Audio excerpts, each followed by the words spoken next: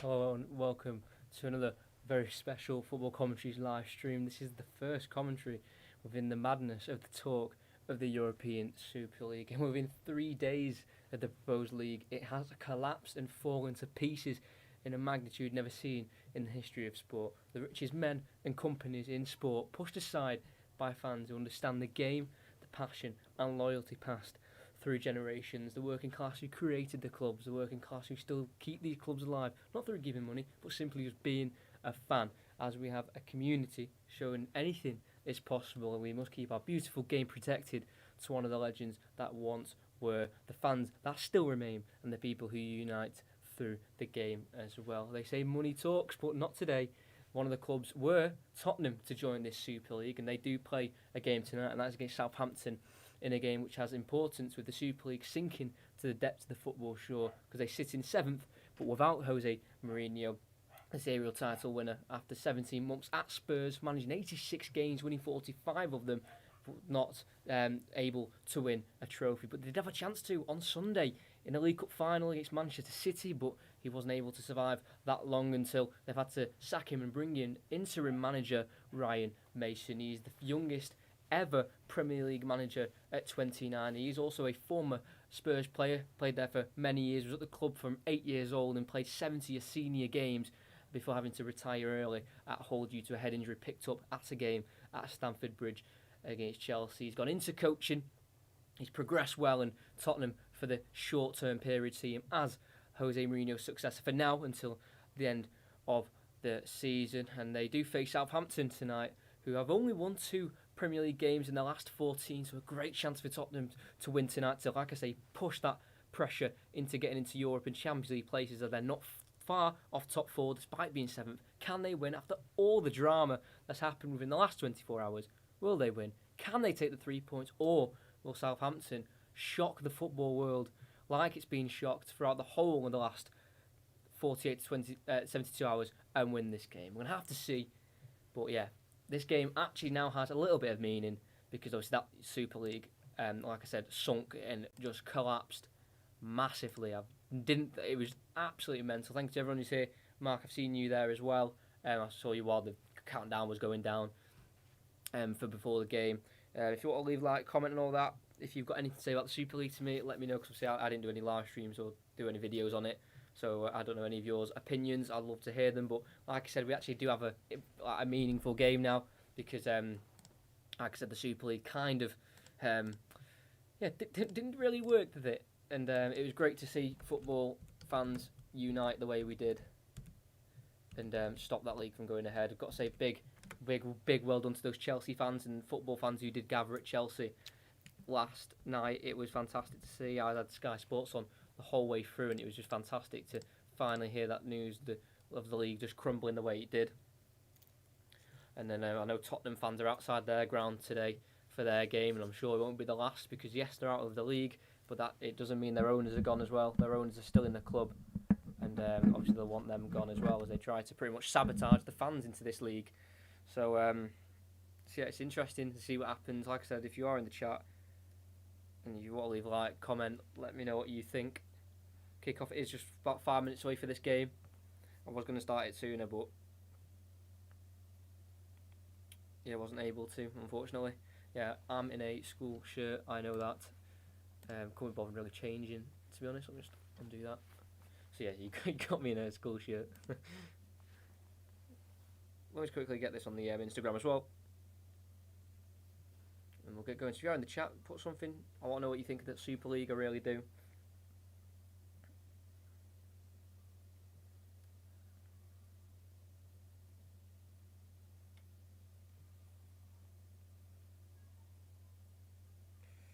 Hold on. Come and join. Link in bio.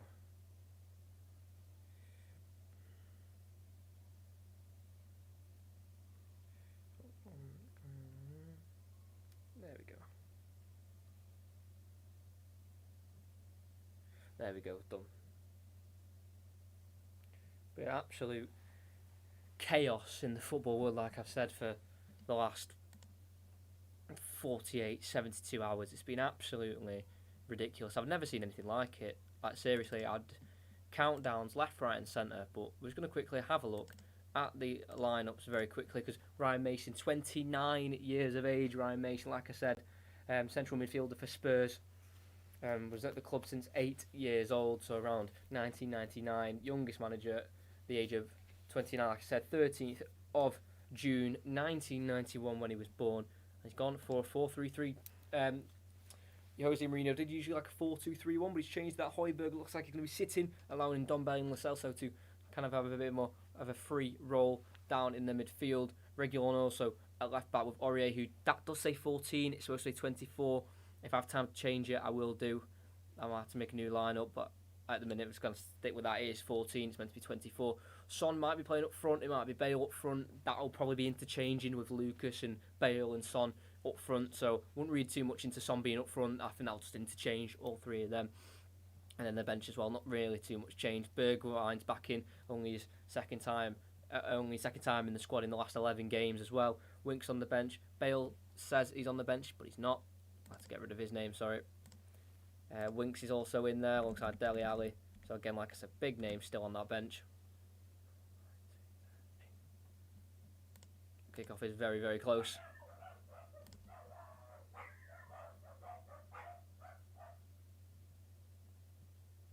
What name am I forgetting?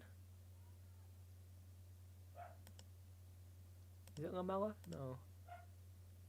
It's not Sissoko. Not Bergwijn. Is it Carlos Vinicius? I forgot his name. Obviously, the last commentary was a bit of a shambles. Obviously, it was Tottenham, so I just used that. But guess what it is. Yeah, if you are in, let me know. Say hello, because we have still got football on now. Yes, it might not feel the same, or might not be the same, but nonetheless, we've got football, and it means a lot now that Super League's gone.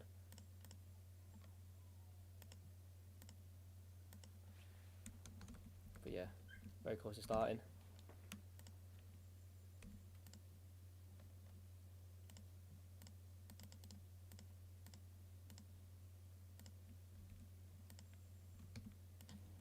Ryan Mason, I bet he can't believe his luck. Managing Tottenham so young, like I said, youngest ever Premier League manager.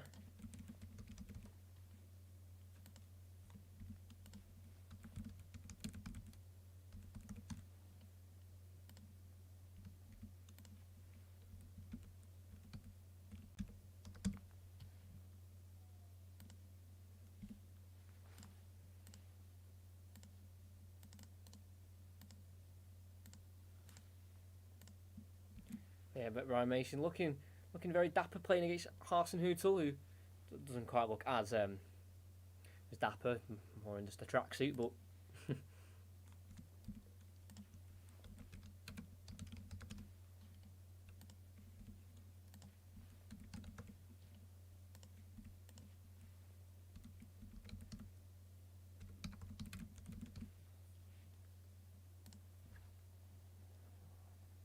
we're about to get underway with Southampton. Will be the team to kick off. That lineup with the Aurier number change will come up in a second.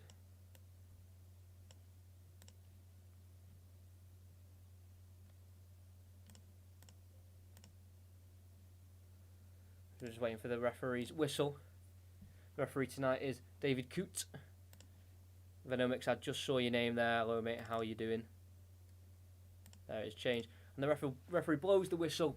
They take the knee once again, spreading the message: there's no room for racism in our game or in society anywhere in this world. As Southampton kicking left to right, kick off. Tottenham right to left, they send it forward. Southampton nearly brought down beautifully as Tottenham can clear. Bednarek gets it and keeps it with Yannick Vestergaard.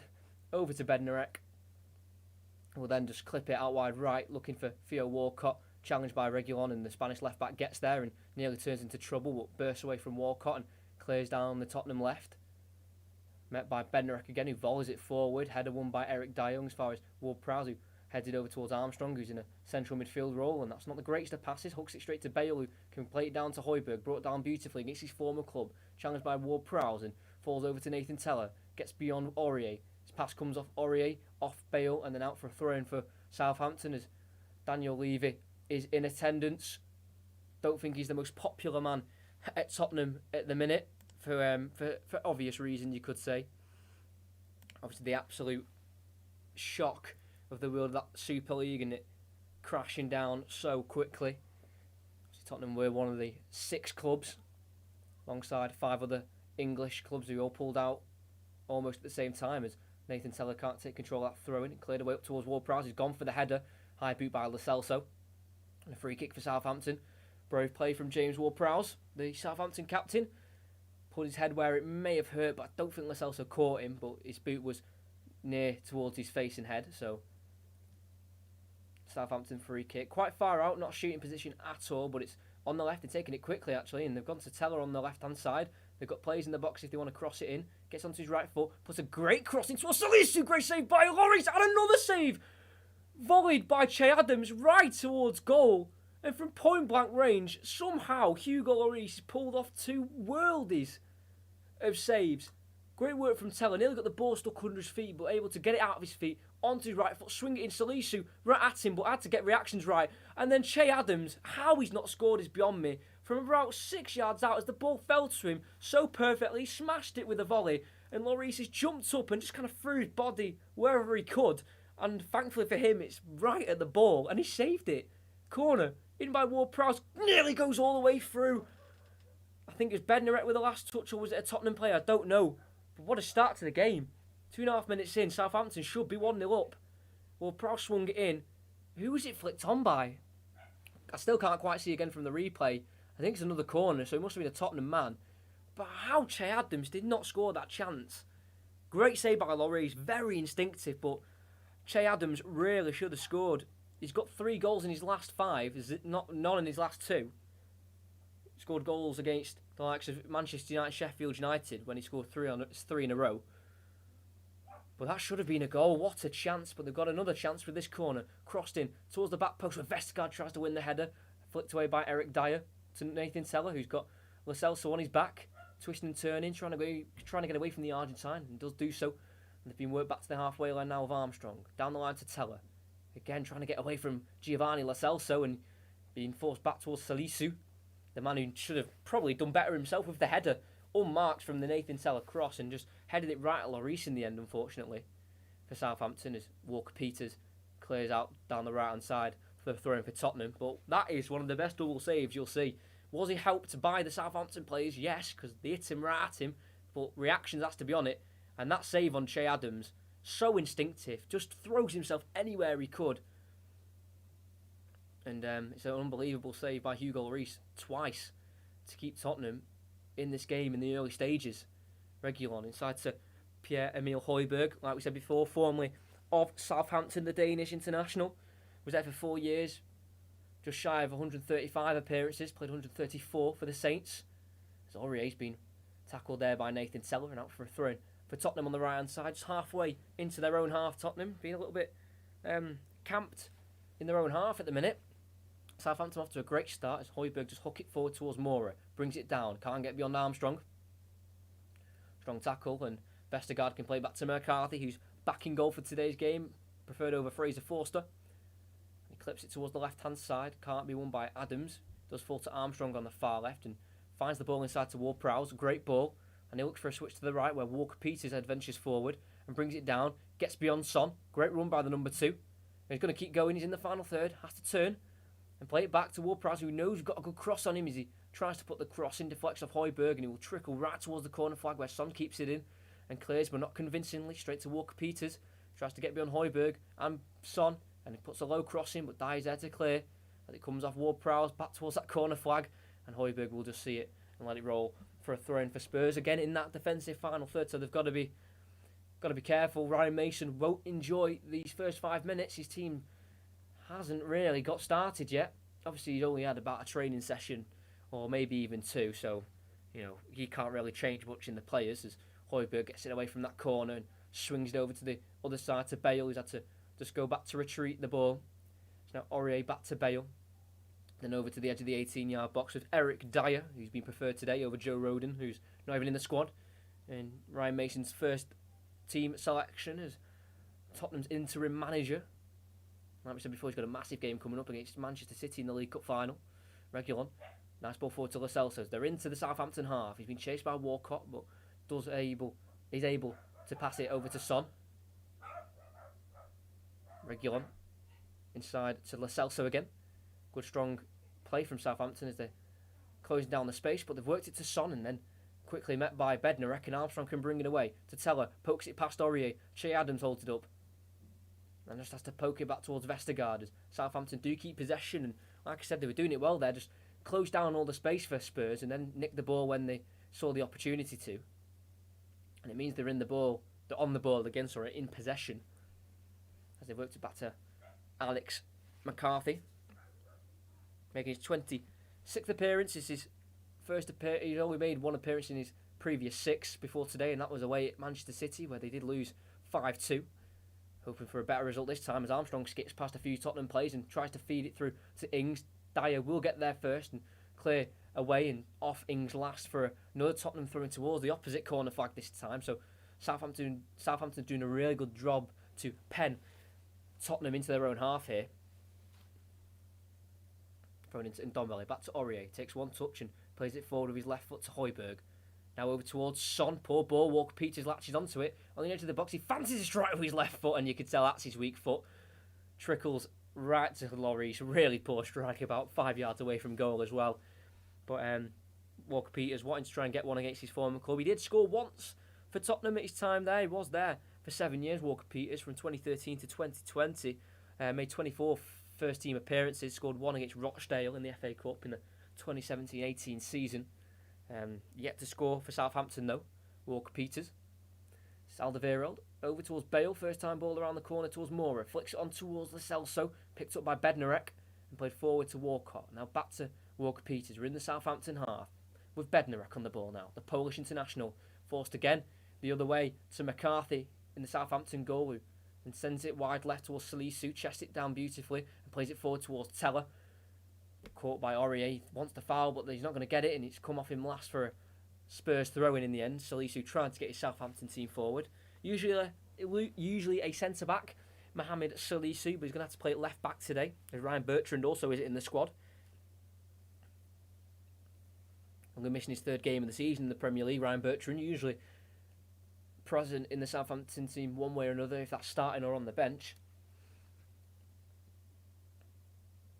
Reguilon down the line to Son, first time ball looking for the Spanish left back, and a lovely flick inside to Højbjerg as he sprints forward with the ball. He's got Bale on his right, uses Aurier as a kind of stepping stone to then work the ball to Bale. Once of Southampton, plays it down the line to Lo Celso, can't quite go inside on Vestergaard as he's tackled, and it will go out for a throw-in for Spurs as they do finally get within that Southampton final third. We surge Aurier to take this throw-in. Was sent off in the home game last season in this fixture, which Tottenham did win 2-1 in the end, but was sent off eventually. Sent off in the 31st minute when Tottenham were 1-0 up. Ings scored 8 minutes later in the 39th, and then just before half-time, Kane did make it 2-1 Spurs, and they saw that game out. As Dyer's tried to find Bale, should have been cut out by Salisu, but the poor touches led it to Bale, and he's found Lo Celso in the box, opens up the body for a left-footed strike, tries to find the far corner, can't find the far corner, and it's a goal kick for Alex McCarthy. It was a hopeful ball by Dyer, and he was misjudged in the end. Alderweireld looking for one of those balls forward, and just didn't get the ball off the ground in the end. It should have been cut out by Salisu, but the ball's bounced off his foot behind him, and allowed Bale to get in. He held it up for Lo Celso, found the Argentine, but couldn't swing it home. So unlucky, but poor by Salisu. Really shouldn't have had that touch go the way it did. Should have been able to touch that with authority, not let it bounce up in the air and over him to Bale. He's got a big job in his hands against the former Southampton player, Gareth Bale. Ball sent forward from the goal kick up towards Nathan Teller. Does head it on, very nice. Dyer meets it with his head. Up to Bale, who nods it down to Aurier. Volleys forward towards Moura. Can't win it on Bednarek. It's in the air. Højbjerg wins a header. So Salisu does bring it down and up to Ward-Prowse, who heads it over to Vestergaard, who then goes back to Alex McCarthy. What do you think? Who's going to win? So who's going to win? I'm going to Tottenham, I think. Could be an upset because The Super League 6 haven't really done well this weekend in terms of fixtures. It's Ndombele. Lo Celso, is Tottenham have the ball. Into Moura, who's dropped quite deep for the ball. He's on the edge of the box, decides to strike, and it's always going wide. Easy for McCarthy to see that wide, quite off target from Lucas Moura. Ryan Mason starting to see a bit more of what he would like to see from his Tottenham team. You know, he'll want them to dominate because we play Manchester City at the weekend. That won't be much easier. But he's got 7 games in the Premier League left to show his best, plus a League Cup final as well. But he's just under 3 years younger than the other youngest manager. Alex McCarthy's clearance has been blocked off by Bale. Won't fall to Ndombele though, as Southampton try and work it out. It will now, as they've won the ball back. With Ndombele, tries to feed it through to Son. Intercepted now. Walker-Peters finds Ings, who's just peeled out wide right. One-on-one with Dyer. Looks for an early ball towards Che Adams. Will it find him? No, it won't. Nice interception by the Belgian Alderweireld. Dyer has it. Stop it. Going from a corner. Clears it down the left-hand side. Almost far as Walker-Peters, who hooks it back inside. Caught by Lo Celso, but his pass has also been intercepted by Bednarek. It's now Ward-Prowse in the centre. Armstrong, who's usually out wide, but like I said before, just playing in that central midfield role today, ahead of Diallo. Ibrahima Diallo, who's usually been starting alongside Ward-Prowse in recent times. Bednarek on the halfway line. A ball crossed field as he looks for Walker-Peters. He's got to him. Can he shoot? He can. It's saved by Lloris and cleared away by Dyer as he was going wide, but he wanted to avoid the corner, Dyer, so cleared out for a throw-in, and it's another chance. And it's another poor ball, really. Similar to Alderweireld, but Bednar at this time looks for a ball and it went right across the ground. And then Reguilon, who tried to slide and intercept it, ended up bobbling up into the air where Walker-Peters could latch onto it and nearly scored. To be fair, I said that was a poor ball from Bednar, but I think that was his intention, to play it along the ground, not off the ground. So I do apologise. That's a good ball by Bednarek. I think his intention was to zip it across the ground, trying to cause Reguilon to make a mistake, as Bednarek does head it forward to Ward-Prowse. He heads it back to Yannick Vestergaard at 6'6". The Danish centre-back has enjoyed 3 goals this season in the Premier League. Crossfield ball towards Teller. Brings down beautifully. He's in the box. Aurier's trying to recover, and he does do so in the end as he surges forward. Serge Aurier, and wins a foul as he was chased down by Che Adams, and he was brought down by the Scotsman. But Nathan Teller's had a great start to the game. You know, just find his feet in the Premier League this season. His breakout year of getting a few minutes in the first team. And despite it only being his 4th start, he should have got an assist for the cross for Salisu, and then really should have got an assist to the assist because Che Adams should have scored the rebound. And he's had a few nice touches like that one. Yes, it didn't quite come off, but you know, the intention's there. It's Toby Alderweireld. Shifts it over to Serge Aurier. Inside we go to Højbjerg as we're in the Tottenham half as they look to break away from it. Almost like they tried to break away from the Premier League. Out wide left to Reguilon it goes. Back inside to Son. And Ndombele finds Højbjerg. Nice ball forward to Reguilon. Tackled by Walcott. Walker-Peters. Bednarek. Ings trying to find Walcott inside. Too much on it. Falls to Ndombele. Takes his time. Pressured by Che Adams. Been pulled back by Che Adams and wins the free kick. And Ndombele plays it to Son. Nicely given to Lo Celso. Chops and spins away from Ward-Prowse. He wants the foul. He's not going to get it. Armstrong will break away. He's got Teller to his left. They're bursting away with pace. He slips it through to Nathan Teller. Got pressure from Aurier. Just holds the ball up on the left. And uses Armstrong again. Inside to Ings on the edge. Nice touch, but not a nice pass. Trying to find Walcott, and Tottenham have it back with Son. Forward to Lo Celso. Back to Son again. Moore's drifting out wide left, and he'll find him. Son looking to try and make a run forward, but as Moura looks for a pass, Vestergaard's coming quickly and with authority and tackles Lucas Moura. And Harry Kane is in the stadium, not in the squad, not even involved on the bench. He picked up an ankle injury against Everton late on. He had to be subbed off, and he's definitely missing this game. There's no real further updates if he's missing any more and if he's going to miss that final on Sunday, but he's definitely missing today. The 7th time top goal scorer in the Premier League history. He's on 164 goals now, 11 behind Henry, so close to 6th. 2 fantastic goals against Everton, which got them that draw at Goodison. As Bale's got past Salisu here after a bit of battling on that Tottenham right, gets to Lo Celso, blocked I think by his own player Moura, who just unfortunately was wrong place, wrong time. But they're going to come at them again. Tottenham, as Che Adams loses it to Eric Dyer. Now Reguilon on the halfway line. Yeah, Lo Celso just tried to hit it on the edge of the box with his left foot, and I think he hit his Brazilian teammate, Lucas Moura. So we are 16 minutes in, and it's still 0-0 between Tottenham and Southampton. And Dombele playing as more like a deep line playmaker on the halfway line and shifts it across to Eric Dyer.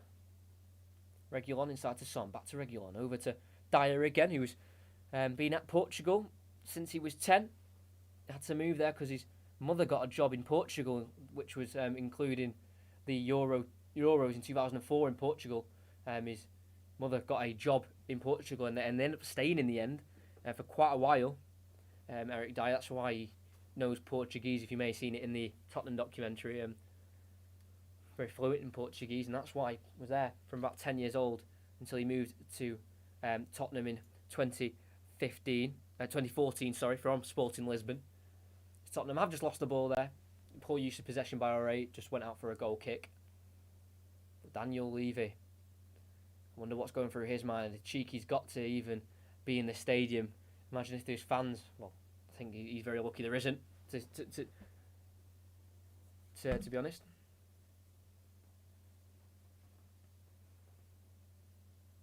McCarthy sends it forward. Dyer wins the header to Armstrong. Goes over to the left to Nathan Tella, cut out by Aurier, plays it forward to Bale, tries to chop on Salisu, and it's a foul, says the referee, and Tottenham will pick up the foul and the free kick.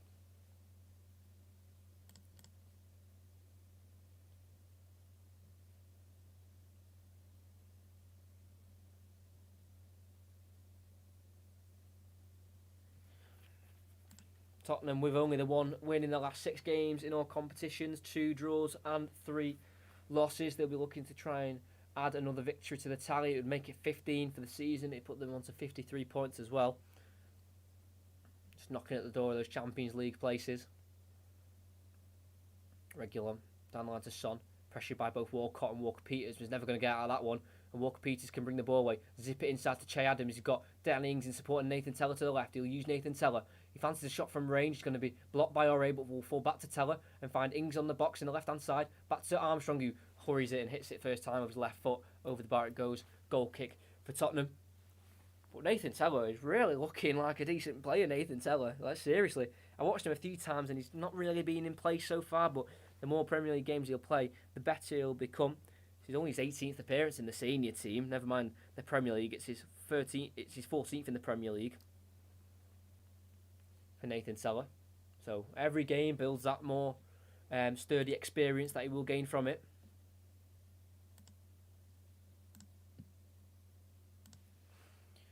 Reguilon. Højbjerg again to Son, back to goal, and he's been caught by Walker-Peters, and Walcott comes out to help and wins the throw-in off Heung-min Son last. Nicely done by Walker-Peters and Walcott. When I say caught, I don't mean foul, I mean caught in terms of he was caught on the ball. Walker-Peters with a throw-in in that Tottenham half, as it looks like Southampton are likely to score as they try and get it forward. Dyer clears away from the Walker-Peters ball forward. Looks like Vestergaard has got a lot of time on the ball and will help it back to the goalkeeper, Alex McCarthy. Left-footed ball towards the left-hand side. Alderweireld can chest it down. That's how much time and room he had. As Tottenham regain possession and go back to their goalkeeper, Hugo Lloris, who's got 10 Premier League clean sheets, his best ever Premier League clean sheet tally. He has played all minutes this season as well. He had a disrupted season last year after getting a few injuries, especially that elbow one. He picked up away at Brighton, I think in about October time of last season. Alderweireld towards Bale. His touch is poor and falls to Armstrong, who gets the ball towards Ward-Prowse as it was deflected to the midfielder, and he just about kept it in the possession of Southampton as we're just over 20 minutes in. It's Tottenham 0, Southampton 0. Ball clipped to the left. Nathan Tella can't head it on. Aurier wins it, only as far as Armstrong. Salisu wants to play it forward in behind. It comes off Aurier, and out for a throw, and it goes for Southampton halfway into the Tottenham half. Ralph Hasenhüttl will be wanting a strong end to the season after such a poor second half to the season. Been at the club since December 2018, and we know he's had a few struggle patches at his time. 2 9-0 losses and 2 wins in the last 14 Premier League games. all went wrong after that win against Liverpool just at the new year when the new lockdown was announced in the UK. From then, it's just gone all downhill for Ralph Hasenhüttl, the Austrian. Salisu does have this throw-in. Throws out to Teller, lays it back into the left back, tries to find Ings, can't quite do so. It's now Bale doing his defensive duties.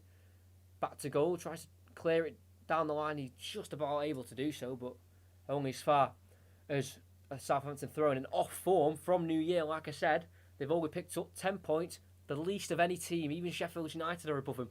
They're rock bottom of the league on form from the New Year. That's what I'm saying. As soon as that Liverpool win hit, they sunk massively, and it's shown. They're 14th now in the Premier League as this throw-in's been launched in, headed away by Bale, cleared away by Son to the Southampton left. Ward-Prowse will keep it in and go down the line to Salisu. Armstrong back to Ward-Prowse, who's forced to go to Alex McCarthy. Another ball clipped forward again to the left, straight to Aurier. Nathan Teller not tall enough to bring the ball down. So Hugo Lloris to Eric Dyer for Tottenham Hotspur. They've won 8 of their last 9 home games against Southampton. Tottenham, the loss in between those 8 wins in 9 were a 2-1 loss in 2016 at home. But usually a good record as a slice Salisu clearance has meant Bednarek's had to tower over Mora to win a header, and Walcott helps it on towards Che Adams, who can't work himself away from Højbjerg. And the ball's back in the Tottenham possession. Nice ball forward to Ndombele. A lot of room, and even more room for Reguilon on the left. Touch, cross, Ndombele touches it across goal where Salisu can volley away. Bale wasn't quite on his toes, and the ball's been cleared in to the right back, Serge Aurier. Højbjerg forward to Lo Celso. Bit of room, not being pressured too much, and does find Ndombele. Now over to Gareth Bale. We know he likes to get on that left foot. Works onto his left. Puts a floating ball towards Reguilon in the back post, and he heads it inside, only as far as Bednarek, who can help it away. Only as far as Dyer. Lifts it in towards Son. Can't quite get there ahead of Bednarek. Falls back to Dyer. Now to Reguilon on the far left-hand side. Dyer. Lo Celso. Poke to Reguilon. Now Dyer again. Tottenham enjoying a little bit of possession. It's Ndombele. A few step overs. A few nice silky skills from Ndombele to keep the Southampton players from nicking the ball off him. Ndombele over to Eric Dyer, who's still in the Southampton half as Reguilon advances to Son. Can he get away from Bednarek and Walker-Peters? No, he can't. Son, he's struggled down the left. Walker-Peters has really shut him up in terms of making his football do the talking. And Tottenham do have a throw-in, though, after Son being tackled. Reguilon gets it back off Lo Celso. Into Lo Celso again. Dyer on the far left. Tackled too easily by Che Adams, and Danny Ings looks to find it away, and that was a Tottenham ball. It's going to be Southampton, though, who get the throw-in. Danny Ings looked to scoop it away, and it came off Lo Celso, and I think back off Ings, so off my first viewing, I thought that was a Spurs ball again, but could be wrong off a replay. But I thought it came off Lo Celso last as Ings tried to get away. Walker-Peters throws it far down the right-hand side. Che Adams helps it to Walcott. Back to Che Adams. Gets away from Højbjerg and Reguilon, but not Ndombele.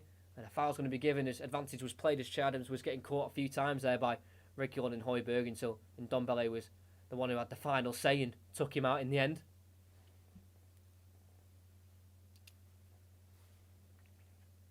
Ward-Prowse goes back and takes it quickly to Jan Bednarek. Vestergaard. Forward to Che Adams, who's dropped a little deep for the ball and gets it out wide to Teller on the left. Goes the long way around Aurier, looks to get the cross in, and it'll be a corner kick for Southampton to the absolute disgust of Aurier.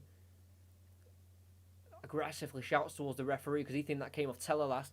Teller tried to go down the left-hand side. Instead of going inside, he went the long way around the left-hand side. Took a heavy touch. Aurier went into tackle. Nah, that's a Southampton ball. So Teller went to cross, came off Aurier last, and a corner kick it is for Tottenham to have to defend. Southampton can get their men forward. They've got 6'6" Vestergaard, a 6'2" Bednarek. Salisu, who also isn't small, at 6'3", so they've got tall players in there, and they'll try and cause as much damage as they can to Tottenham. Not like Tottenham have already suffered enough damage in the last 48 to 72 hours in terms of their club reputation. As Ward-Prowse swings it in on towards the keeper, and Lloris is able to parry it over the bar, but I think he's going to be given a free kick as he was just knocked off balance by Salisu, who was right on the goalkeeper there, the makeshift left back. Yeah, just kind of jumped into Lloris there. That's when fouls do deserve to be given on keepers, because that's not putting pressure on a keeper, that's just, jumping into him and putting him off balance. As they do clear it up towards Moura, flicked on towards a player in the red shirt, not a white shirt. And Southampton have it back with Walker Peters. Swings it down the line. Heavy touch by Reguilon allows Danny Ings to nip in and keep the ball for Southampton. Finds the ball inside to Armstrong. Bursts away from Ndombele. And gets away from Reguilon, but a heavy touch on means Son can whack it against Reguilon and somehow keep that in, very fortunately. And Reguilon works down the line to Ndombele. Tackled by Armstrong. Out for a throw-in for Tottenham in their own half. Very fortunate there from Son, as Ings went to battle Son in the 50-50. He's just one of those where he's just hit it as hard as he could to try and hit it off Ings. When it missed Ings and just fortunately somehow bounced off the leg of Reguilon to keep it in the pitch. Son now has it from the throw-in. Over it goes to Serge Aurier. Now to Moura. Gets away from Armstrong.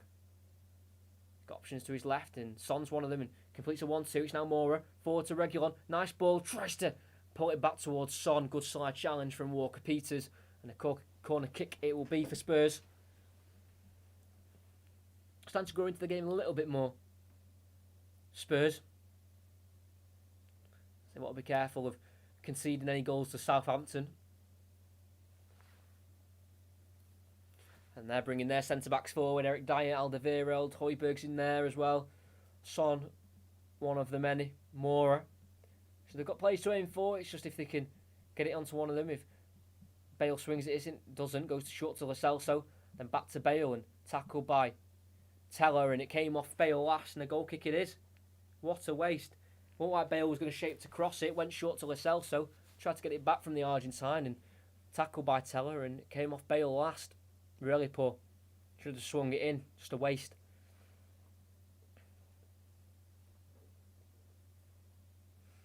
McCarthy goes to his left to Vestergaard as they play out from the back from the goal kick. Left-footed ball. Just about gets to Walcott. First time into Ings. Then first time again to Walcott. Nice play. They try and burst away. Walcott can't quite keep it in his possession. Dispossessed. And it's now with Son. Works away from the Polish Bednarek. Can't quite find Moura. Good interception. And Southampton can break. Walcott, Ings on the right. Sorry about that. He's in the box. Clips it towards the far post where Armstrong can bring it down, but back to goal and pressured by Aurier as he's forced towards the corner flag. Can he work away from Aurier? He can, and he works across and out he goes for a corner.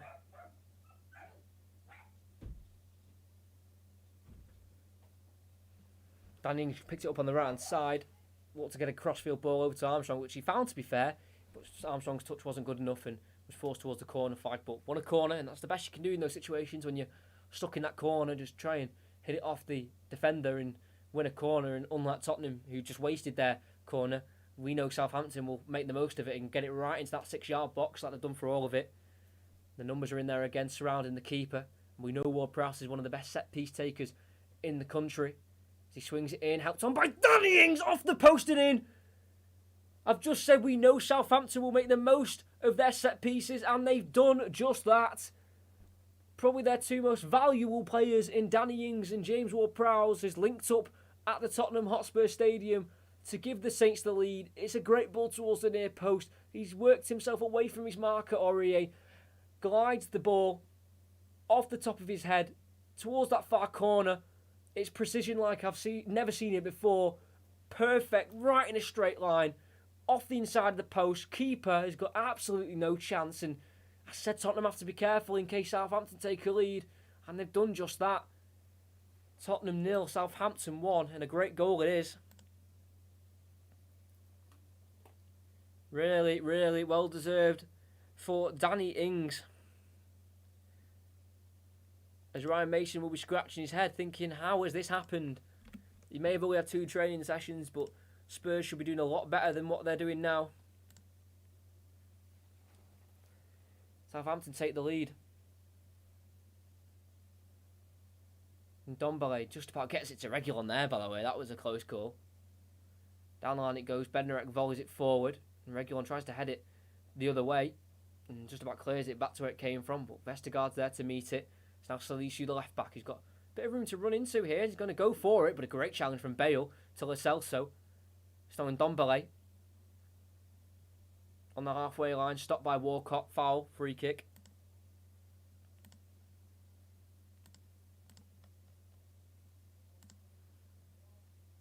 It's now Pierre-Emile Højbjerg on the halfway line.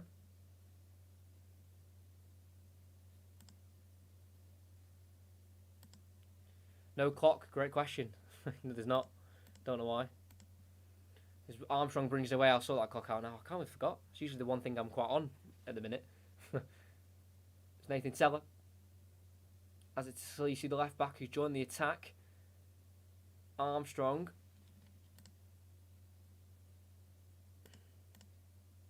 Back to Vestergaard.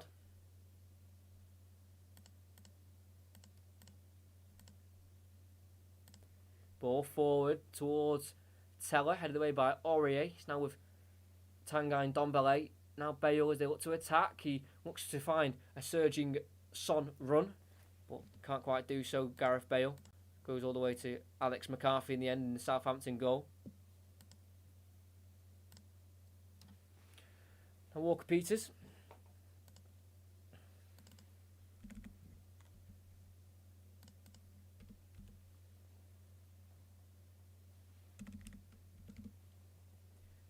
Lost it here. Walker-Peters is now in Dombele in that midfield. Now over to Mora. There's the timer. Oh, they've lost it. Sorry, as I'm doing the timer, they've lost it. Now Armstrong. Tella. Che Adams is peeling left. Decides to not use him in the end and go back to Salisu.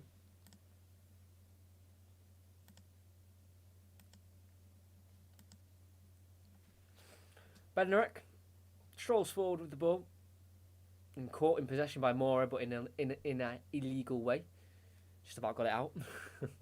Foul and a free kick for Southampton on the halfway line, as they do have a lead to protect now, due to a Danny Ings goal, finally hitting double figures for the season in this season's Premier League. He's now on 10. It's Ward-Prowse, strong challenge with Ndombele, and Southampton do eventually come out with the ball with Ings spraying out wide right to Walker-Peters. Down the line looking for Walcott, picked up by Reguilon.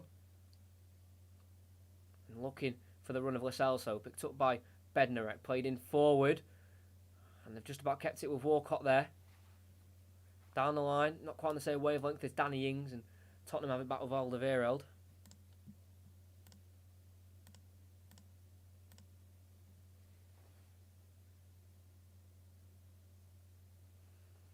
Bale tries to go inside and works himself away from a few Southampton players and finds Ndombele, pokes it past Ward-Prowse, but too far ahead of him to get beyond Walcott, and again Southampton are in possession of the ball.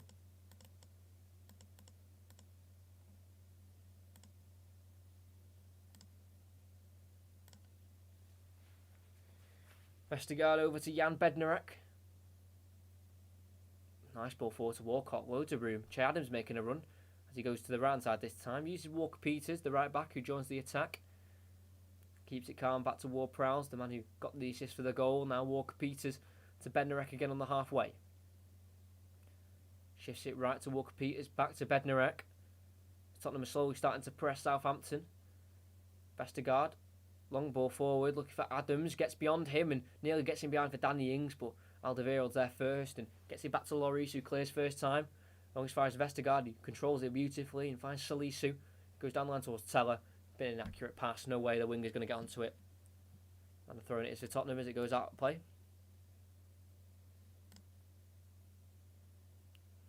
Højbjerg, former Southampton man, over to Eric Dyer. Close to 200 Premier League appearances, Eric Dyer. This is 198. He had to be sent off, Eric Dyer, in any of them. And picked up 10 goals in the process. Aurier. Satamora dropping deep for the ball. Gets beyond one. Not a second as Ward-Prowse knocks him off the ball. And a foul it will be. Free kick for Tottenham. Just quite far out for a shot. So they're going to have to settle for a cross or maybe a short free kick for a pass. But got beyond Danny Ings and then just barged off the ball by Ward-Prowse and no intention of getting the ball. Took his eye off the ball and just went for the man. And a rightly given free kick as they have took it short, and it's now with Ndombele halfway for Toby Alderweireld. Over to Eric Dyer, number 15. Reguilon down the line looking for Son. Bednarek slips but still gets there ahead of Son. Finds Vestergaard. Nice as it ball into Ings. Oh, he gets beyond Dyer. Beautiful skill. Good strong tackle by Reguilon, but it falls to Armstrong, who feeds it through to Walcott. The break's still on here. He's got Adams to his right. He'll go on his own. Walcott, who strikes, deflects in the air, and out for a corner it goes. And the former Arsenal player nearly puts a dagger in the Tottenham Hearts as they were breaking away there. Great skill from Ings. Mugged off Dyer, but a strong challenge from Reguilon. For Tottenham had the ball, but Armstrong got on the seconds and got it to Walcott.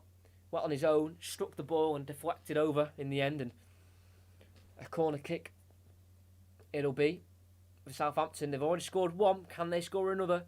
Ward-Prowse picked up his 6th Premier League assist with that corner cross that supplied the Ings goal. Can he get another one? We know how good he puts crosses in. Every single one's been dangerous. But that last one was just helped massively by the striking intelligence of Ings to know to guide that ball towards the far post. It's crossed in again near post, but headed away by Mora, but will fall right back to Ward-Prowse. He'll have a second bite at the cherry, and he crosses it in, headed away by Bale. Over to Walcott on the edge, who tries to get beyond Ndombele, and he does do so, and he finds Vestergaard. Tries to feed it through to Walcott. What a ball in behind. Pulls it back to Alderweireld in the end. And he can just poke it away to Vestergaard, who down the right gets beyond Ndombele and crosses it in, flicked on by Walcott, and it falls in the end to Teller, and his shot struck, and it deflects to Lloris, but I think Walcott was offside as he flicked it on. But a quick break as play continues with Lo Celso getting inside to Mora. He's got Son making a run in behind. Will he look for him? He will. He'll find the South Korean on the edge. Has to hold up. He's been surrounded by Southampton players, and he's been brought down by Armstrong right on the edge of the box. Free kick for Tottenham. Big chance right on the edge. Southampton, though, nearly scored a second goal, was ended up rushing back in the end as they were nearly getting counter-attacked. Because Lo Celso was breaking away with it. Played it inside to Son. Tried to turn and then just met by the rushing Armstrong, who's probably hurt himself there. Because the left arm of Son went right into him. Bit of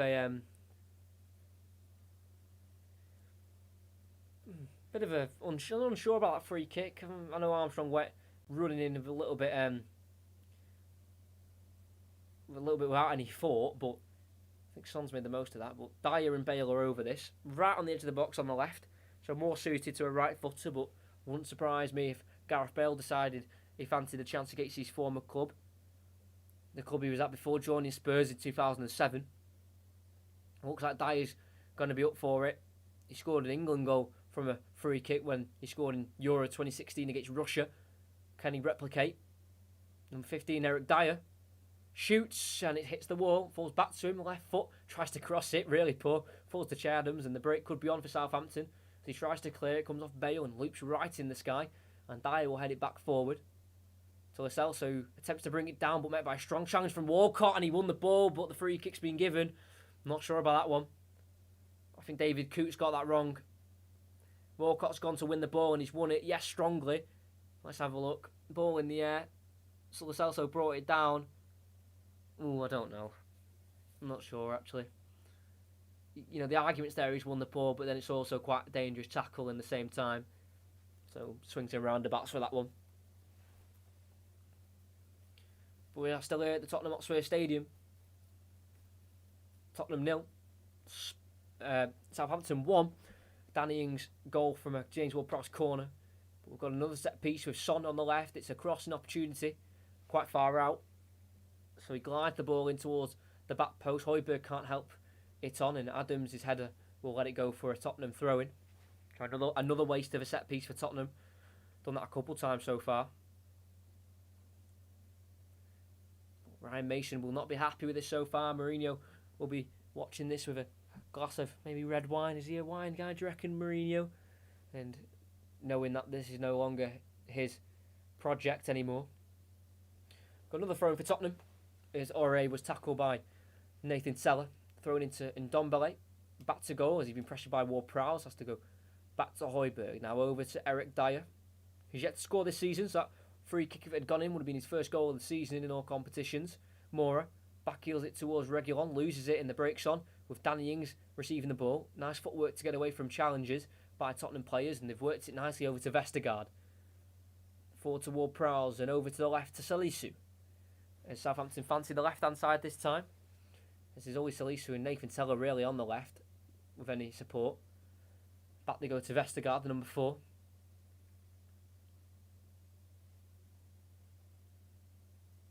Back to McCarthy. Bednarek. Clip to the left-hand side. Finds Tella, who brings it down and using his strength to keep it away from Aurier and gets it through the legs, I think, of Aurier as he scoop turns in, but only as far as Højbjerg, who wins it for Tottenham. Now on Ndombele. Aurier. Oh, nice ball forward to Lo Celso. Dribbles away from Ward-Prowse and plays it towards Mora, who's been met by Walcott and tackled fairly this time, says the referee, and Southampton have the ball, and that's not fair at all. Serge Aurier pushes it into the back of Nathan Tella, but play continued, and Danny Ings looked to burst forward, and he was also brought down, so a free kick it'll be for Southampton on the halfway line in the end. Make sure you do stay at half time. I'll be going through future commentaries coming up. There's a lot coming up on the channel.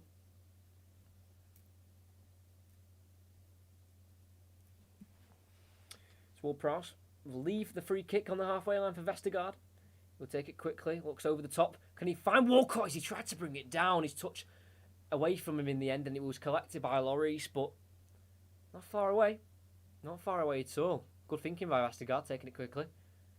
Down the line to Son as they try and get away from their own half here. Just about works to the left back Reguilon. Now to Ndombele, ball forward into the Southampton half. Lo Celso needed to thread it through to Salisu, past Salisu because he'd committed himself, but he intercepted, and Adams tries to counter, loses balance in the end, but there was a foul before that as he got on the ball by Ndombele, who's been booked. Are you a Spurs fan? No, I'm not. Not a Spurs fan. No. Not a Spurs fan. Even if I was, I would say, but I'm actually not.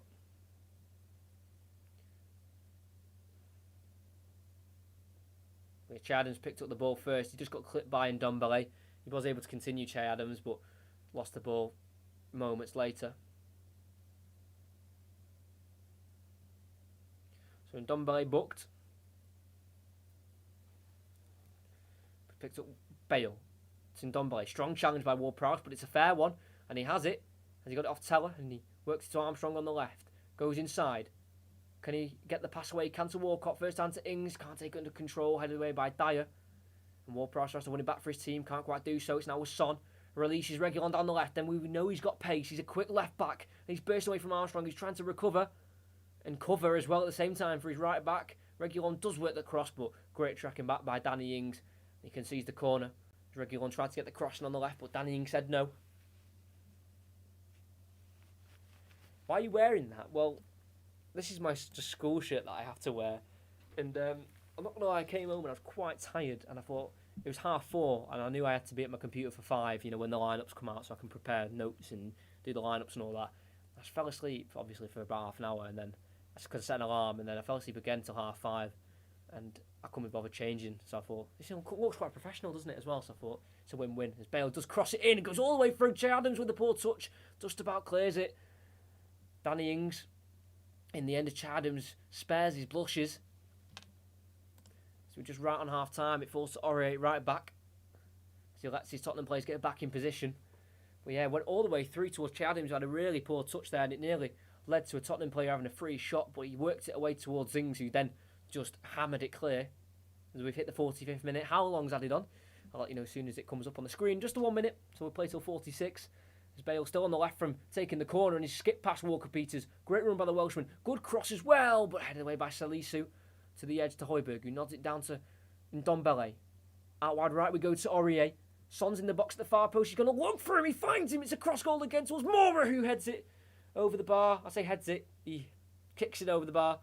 That's a great chance for Tottenham before half-time. Aurier with a great ball in towards Son, who I think was trying to shoot, but in the end it went right across goal, and Lucas Moura it fell to at the far post, and as he's gone to strike it with the right foot, he's just leaning back, and that's why it's gone over the bar. If he just wasn't leaning back as much as he was, he may have been able to get that on target, but unfortunately not for the Brazilian. As it looks like Tottenham will go in at half-time 1-0 down. These so-called Super League teams are failing to win a lot of their recent games. Not making them so super, is it? The only way they're super and supreme is the money they've got. But the power they think they have, they've not. And that does see out the first 45 minutes, or 46 you could say after the 1 minute added on, because McCarthy hoofed it clear from the goal kick. The referee blew for half-time, and it is Spurs 0, Southampton 1. You know, a lot of fans will be happy with this result, just showing. And, you know, got to remember, when football fans now, I know it's been cancelled, but when football fans say, oh, I'm glad Tottenham have got beat, or if they do get beat, I'm happy Liverpool drop points, Chelsea drop points. It's not directed to the players, it's not directed to the fans, the staff, it's directed to the owners and the clubs. You know, that's the only reason why teams now want to see these big six not do as well. It is just because, you know, of what's happened, and it's nothing to do with, like I said, the fans, the clubs, nothing to do with them at all. I hope soon football fans can kind of, you know, get back to not wanting these big clubs to win just because they're the big six, not because they joined the Super League, because that's not the fans' fault. You know, as you can see, the top six fans were totally against it in every way, hence the protest. So, you know, when people do say, "Look, I hope Tottenham loses," that's mainly just to, you know, put more misery to the owners and the hierarchy, not the players and the fans. But yeah, it is 1-0 to Southampton. How do you feel about the Super League? I know it's like kind of cancelled, but what's your take? Well, it's pretty much cancelled. I think there's 3 teams left: Juventus, Barcelona, Real Madrid. Started Sunday night, or Sunday, didn't it, when it was announced, like in the United game, and it went all the way through Sunday night, and I was it almost felt not real to me at first. I was like, surely, obviously, I know they've planned the league for a long time, but I mean, in terms of the way it was kind of announced on Sunday afternoon, then Sunday night it was announced fully that it was going ahead. It just happened so quick. And I couldn't quite believe it. I was talking to my mate, Harvey. You had seen him on a few football talks and a few football commentary podcasts we've done, so you'll know who he is. I was talking to him, and I couldn't understand it. I really couldn't get my head around it. And obviously, I was staying up, I think, till 2 o'clock in the morning on that Sunday going into Monday, because every single minute on Instagram, I'd update my page, and there was something new coming out. It was absolutely ridiculous. Yeah, really just baffled me. At the start, I really did think it was going to go ahead, because I thought the power they have, I thought there's no way they're going to do this. But obviously, UEFA threatened with, you know, the international tournaments and all that, and then the fans started to get involved. The fans protested. The football politics kicked off, and the UK government, they had to, you know, almost put a stand out saying, look, if UEFA don't have the power to make cause action, then we will. So it all happened within 48 hours, 72 hours, and it was absolutely mental. I'm still getting my head around it now, the whole thing, because it happened so quick. Absolutely delighted it's cancelled. Don't want it. No good for the game. Was not even wanted for the game. They even said, there was a statement, I don't think it was meant to be said by them, but it came out through sources in the end, that their main concern is the finance, the secondary concern is the football. Says it all. They don't care about the football. They don't care that Barcelona could play City every week. Their care is the money it'll generate. You know, if Burnley and Blackburn could play each other in a Super League and it would generate the same money as what it would City, Barcelona, then they'd do it. It doesn't matter who the clubs are. If they could just get a league together that's viable enough to, you know, to advertise around the world, they would do it. And they did get the big clubs involved, and it nearly went ahead because all they saw was the money, absolutely millions of pounds invested. But like I said, the politics got involved. Football politics went mental. The backlash was absolutely unbelievable. I've never seen anything like it on social media.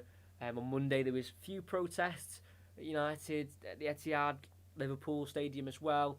But the real plan of action where Chelsea fans took it upon themselves to get down to Stamford Bridge, protest, and that's when it started to collapse and crumble.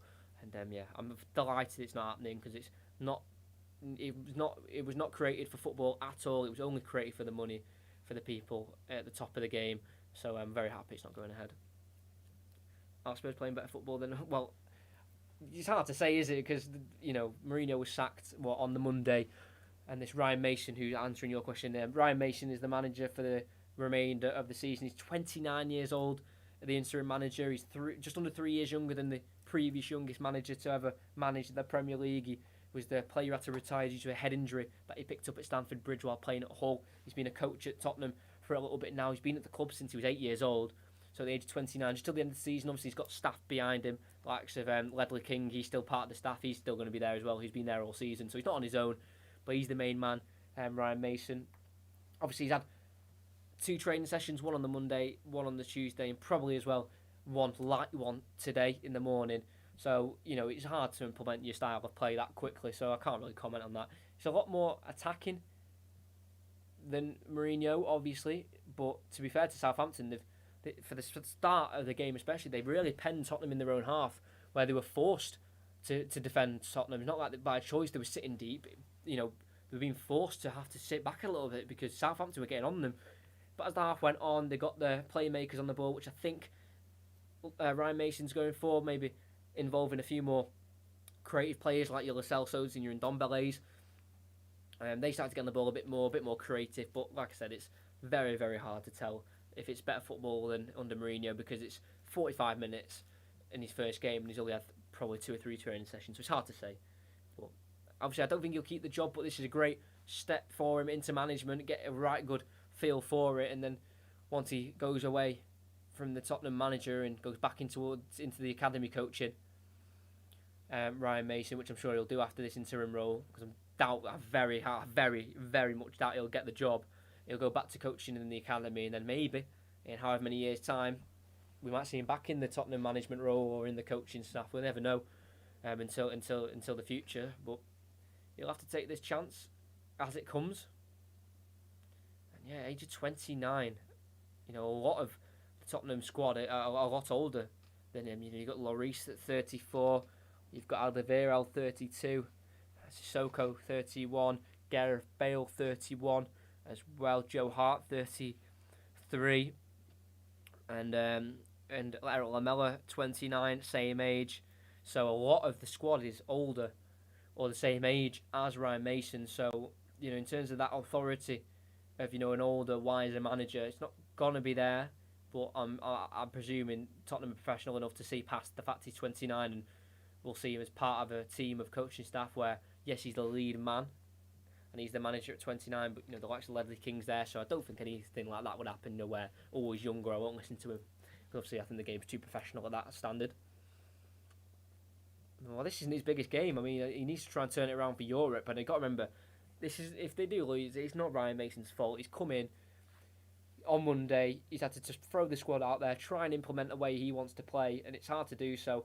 But you would expect maybe Tottenham to maybe react a bit better to Mourinho being sacked, maybe being unleashed a little bit, being allowed to be a little bit more creative, but not quite had the effect because Southampton have come to town and they've played really well, Southampton, this first half, and definitely deserve the lead. Will that change in the second half? We're going to find out in a couple minutes' time when the second half kicks off. We have that League Cup final on Sunday. It's massive. It'll be his second game, and it's just absolutely ridiculous. Absolutely ridiculous. But commentaries quickly just before the second half, and I'll get to that comment in a minute.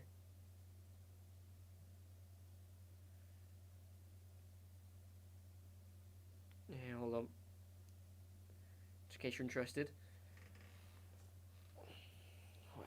There we are. Spurs Southampton. Give that a tick.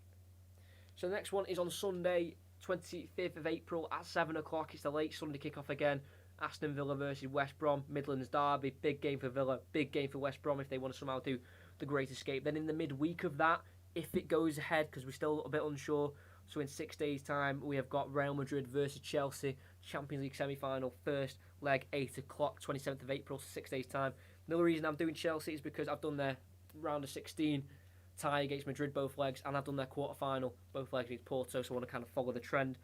And then after that, so the weekend game after that on the 1st of May is Brighton versus Leeds. I did the reverse fixture at Elland Road and it was a great game, so I'm going to do that one. That's at 3 o'clock on Saturday, 1st of May, so in a week and a bit's time.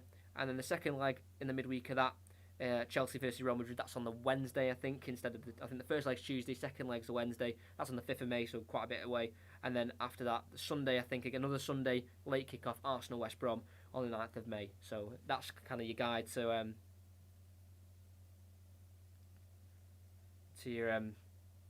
to the commentaries coming up in the next few weeks. If you forgot them, just replay and yeah. The next one Sunday, Aston Villa West Brom. TikTok. What TikTok? I do have a TikTok that I need to restart it.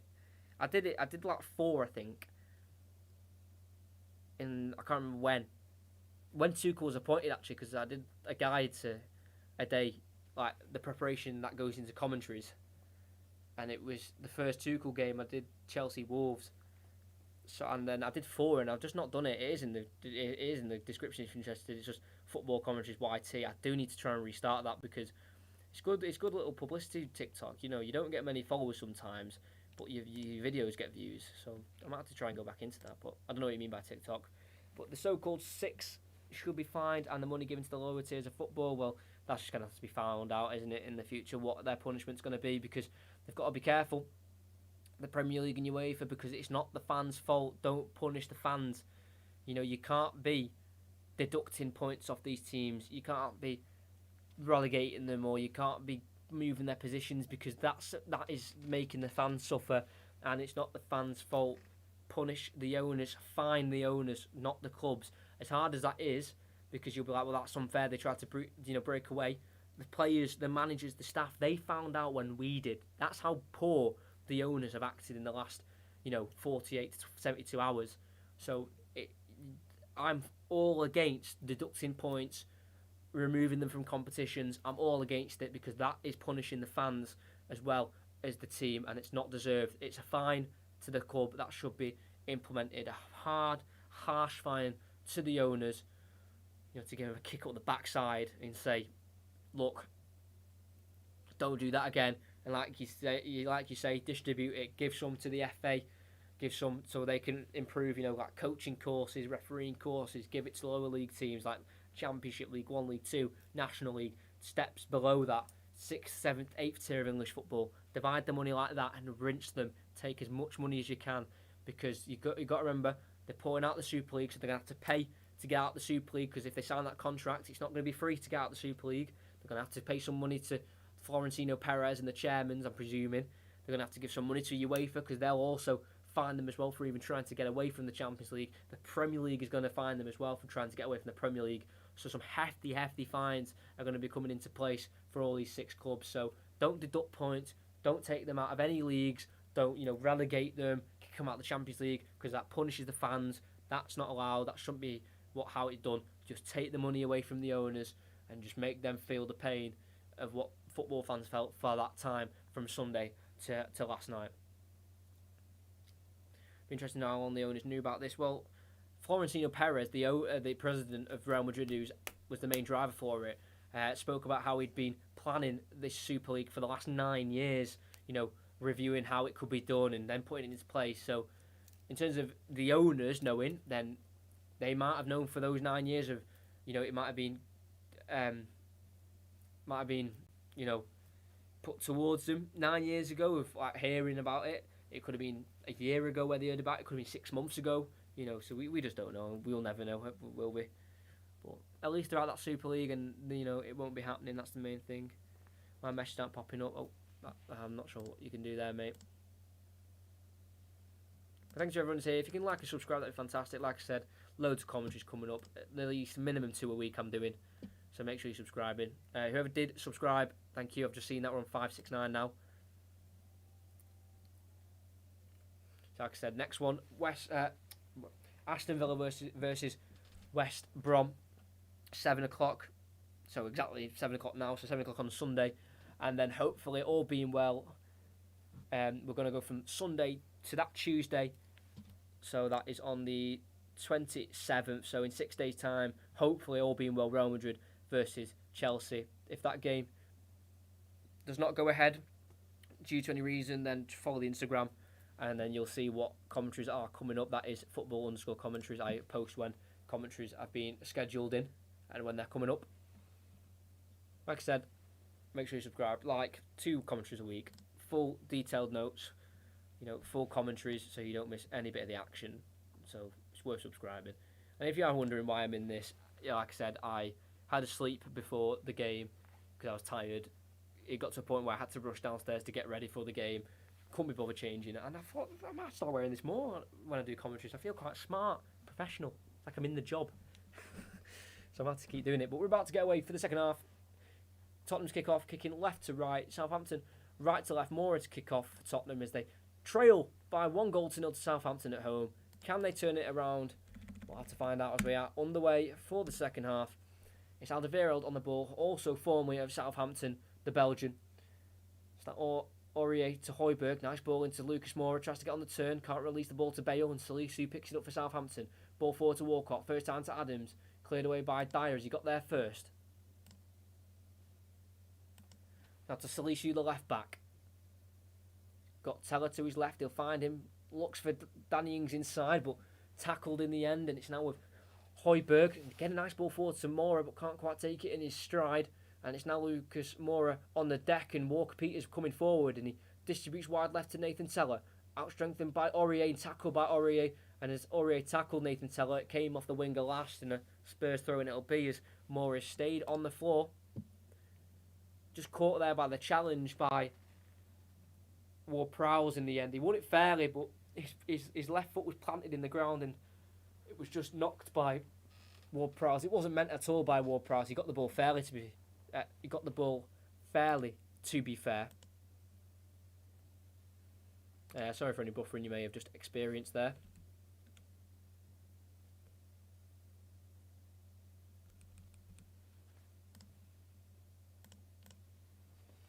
But Moura still down, feeling the pain of that. Did get Ward-Prowse right through the back of him, to be fair. It looks like he's going to get back on his feet, is he? No, he's feeling the pain. It's that left leg. Going to spray some ice on it, I think. Some cool air. On the left, towards the left hamstring of Lucas Moura. No muscle injury, but that's just where he's putting like the sprayed ice. Ryan Mason, 29 years old. He looks 29 as well. It just makes it crazy to see. What a crazy season it's been. Absolutely everything going on. Thanks to everyone who's here. If you can like, subscribe, it's fantastic. Great to see 8 people in. Lucas Moura is back up, and he's just walking off the pitch.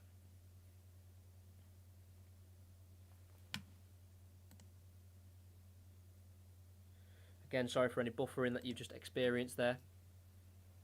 Lucas Moura is just on the halfway line, ready to re-enter.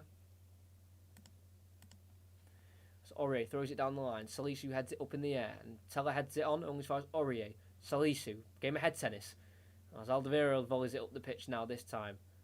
Put down by Ward-Prowse, and Armstrong can get it out to Walker Peters. He's been forced back to Bednarek. Now Ward-Prowse to Walker Peters. Just on the halfway line as he wanted to cross into Tottenham territory, but went back instead to Bednarek. That's a turn away from Moura, who's back on after just picking up that little knock. And McCarthy tries to find Teller, headed away by Aurier, as far as Salisu. Heavy touch allows Aurier to tackle and clear it off Salisu. Last for a throw-in as Tottenham look to try and take it quickly if they can. And they do so, and it's back with Højbjerg. Alderweireld, formerly Southampton, was there for a season in the 14-15 season. Played 28 times, scored once in a 3-1 win against Crystal Palace. And then signed for Tottenham the next season as he looks for a ball long over the top, trying to find Son. Good goalkeeping there, reading the play, Alex McCarthy. And he collects the ball. It's now at the back on the edge of the 18-yard box with Bednarek. Did get sent off against United in that 9-0, was rescinded in the end. So worked it toward Prowse. Dinked ball down the channel looking for Che Adams as he pressures Dyer, but he defends it well. And he heads it to Højbjerg, and it's now Alderweireld on the edge of their 18-yard box.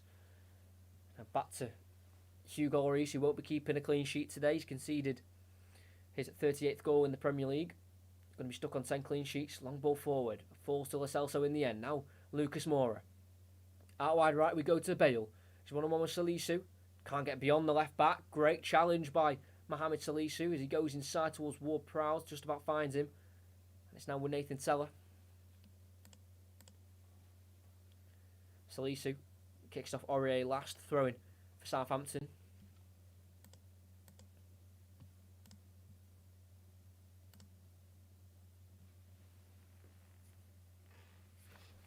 Salisu with the throw-in. Down the line it goes. Finds Chadams. It goes over Alderweireld. On the far left, can he keep it in? Challenged by Aurier. And apparently comes off Che Adams last. Thrown for Tottenham. Aurier put a challenge in and apparently came off the foot of Adams last. And thrown it'll be for Tottenham. And down the line it goes. Header won by Teller. Looks far as Lascelles, who helps it back inside and helped on once more by Bale's head. Up towards Moura, who just about flicks it away by a lot of Southampton shirts, and Højbjerg helps it forward. And then Southampton forward again, as far as Dyer is Tottenham are back in control of possession with Son on the halfway. Inside to Højbjerg, now over to Eric Dyer. Now finds Ndombele's just drifted wide left. Goes inside, plays it forward, and Moura heads it back to Højbjerg. Now out wide left again to Reguilon. He's going to go for an early cross now. Just goes back inside to Lucas Moura, who's dropped deep for the ball and plays the ball forward for the run of Bale. Flicks it back to Son, who shoots. Bednarek blocks, and it falls over to Vestergaard, who can't head it away. Falls to Gareth Bale on that left. Works space for a cross, helps it in, and it collected by Alex McCarthy. And it's into the possession of Southampton again. Moura got it, played a great ball in behind for Bale, who was able to backheel it towards Son right into his feet, and he got a shot away the South Korean, and it was blocked in the end by Bednarek. 199th meeting between the two teams, close to that 200th meeting the next time they do play each other, which will be next season now. Tottenham have got it back with Eric Dyer in the left wing position. Son, back, trying to find Dyer on the edge of the box, just too much on it. Couldn't take it under control. It's back to Alex McCarthy in the Southampton goal.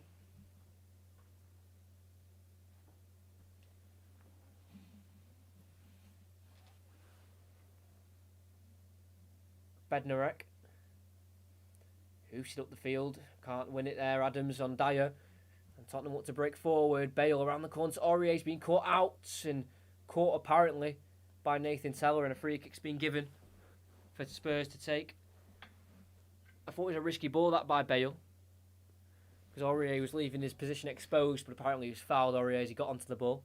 I'll comment my message in your latest comments. I can see your messages, Venomic, so you don't need to do that. I can see yours.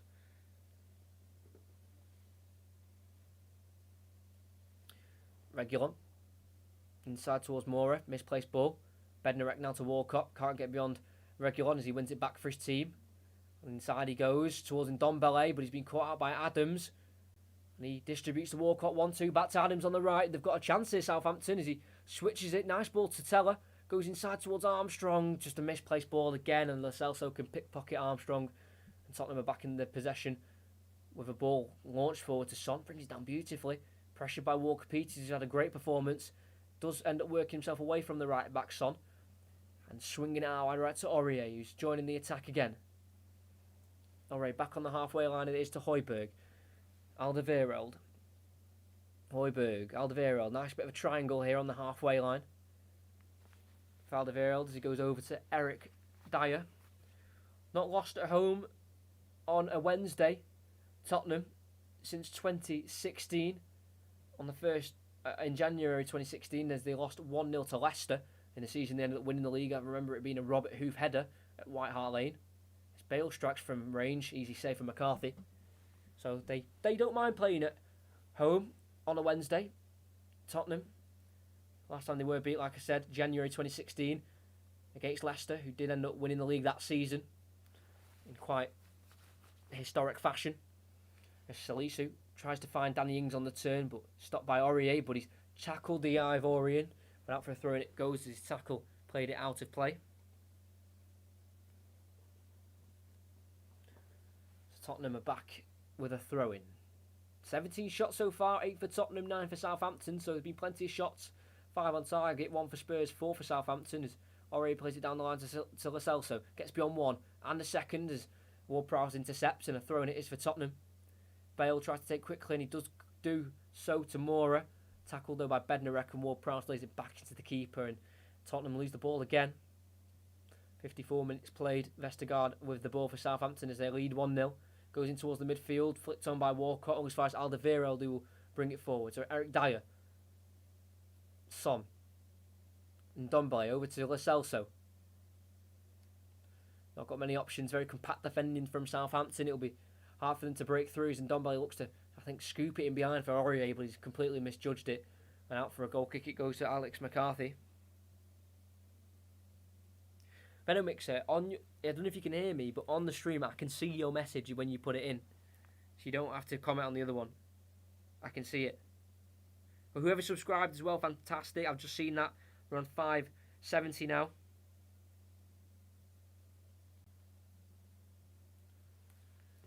I'll have a look at the comment though.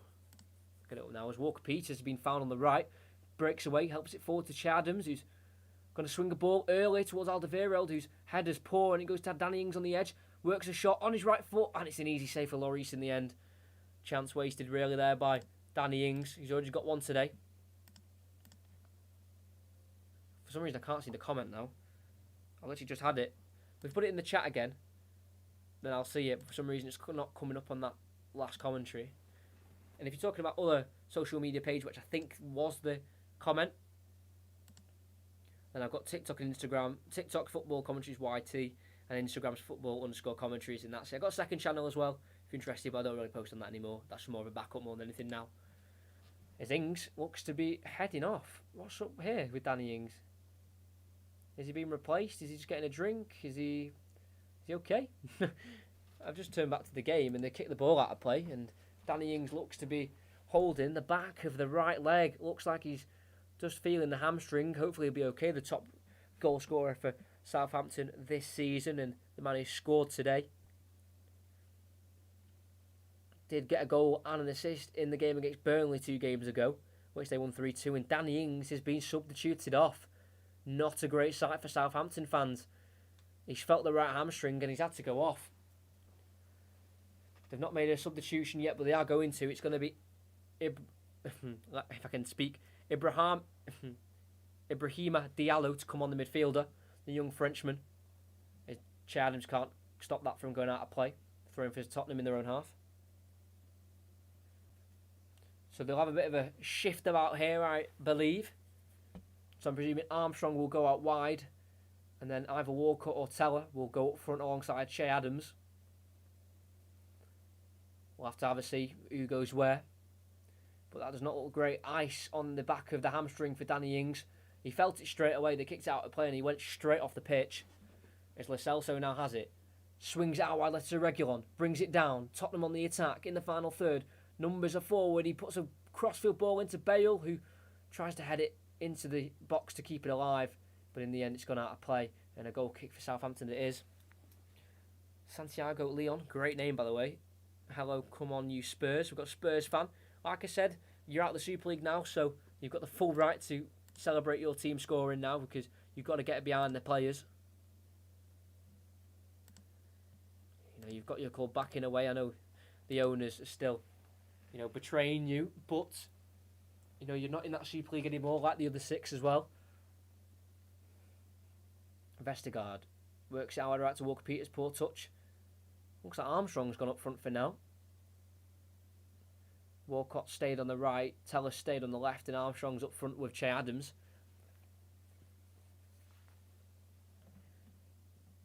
If you are new, please subscribe to Commentaries a Week, full detailed notes and a full 90-minute audio commentary. It's Moura tries to get away from Diallo. His real first involvement in the game is to give away a foul. 27 versus number 27, and the 27 of Southampton wasn't very happy about that foul being given. He's been told off by the referee there just to shut his mouth pretty much, because he reacted quite poorly there. But yeah, Armstrong gone up front. So Walcott stayed on the right, Teller stayed on the left, and Armstrong from midfield has pushed up to striker after Danny Ings has been brought off the goal scorer after feeling the right hamstring feel a bit tight. So their main goal scoring threat off as Højbjerg has it. Bale, first time in behind to Aurier on the right. Can he work across? Cuts back and pokes it inside to Højbjerg on the edge of the box. So on Ndombele, back we go to Alderweireld. Out wide right to Højbjerg. Will he put the cross in? He'll put a crossfield ball in towards the box where Reguilon chests it down beautifully and keeps it within his spell. And goes back to Ndombele on the edge. Finds it inside to Son, lays it off to Lucas Moura, who strikes to flex, falls to Bale. Can he score? Yes, he can! The Welshman scores the first goal under the spell of the interim manager, Ryan Mason, and it's Gareth Bale to do it against his former club. The club he left to join Spurs in 2007. He's now scored against them in 2021 to put Tottenham back on level terms. And just before the hour mark, Tottenham score, and Ndombele found it inside to Son, who laid it off to Moura. His shot was blocked by Salisu. It might have been off the hand, but it fell over to Bale on the right, being closed down quickly by many Southampton players, but he was still able to open the body with the left boot and curl it into the top left corner. It's a beauty of a goal by Gareth Bale. And Tottenham, despite having a bit of a shaky first hour of this game, they've scored and they're back in it at 1-1. I think that shot was blocked by the hand of Salisu, so it might have been a penalty if Bale hadn't scored, but I'd have to see it again with a slower replay. But they're back in the game and it's 1-1. Will we have the same outcome of the last game here at this ground in the Premier League? It was 2-1, but this time Southampton took the lead. The last time Ndombele did for Tottenham, and then Ings scored an equaliser, and then Kane got the winner. This time it's been role reversed, so could we maybe see a Southampton winner to really spin it on its head? Teller on the left, dinks it in towards the box, but no one's there making a run. Falls over all the way to Lloris in the end. Bale scoring once again. Hadn't started in the last 4 games. Started under Mason's first game, and he scored. It's his 6th goal in his 15th Premier League game this season. As Teller breaks away on the left again in the box, being held by Bale, but nothing given by the referee. It's now Aurier and Ndombele. Burst past one, can't quite keep it in with his heavy touch, and Southampton have a throw in.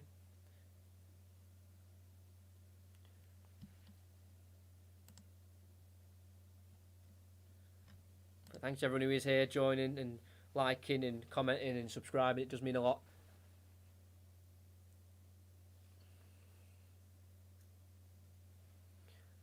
Tottenham still haven't been great though today. They haven't really been that dominant. Walker Peters tries to get in behind. He gets past one.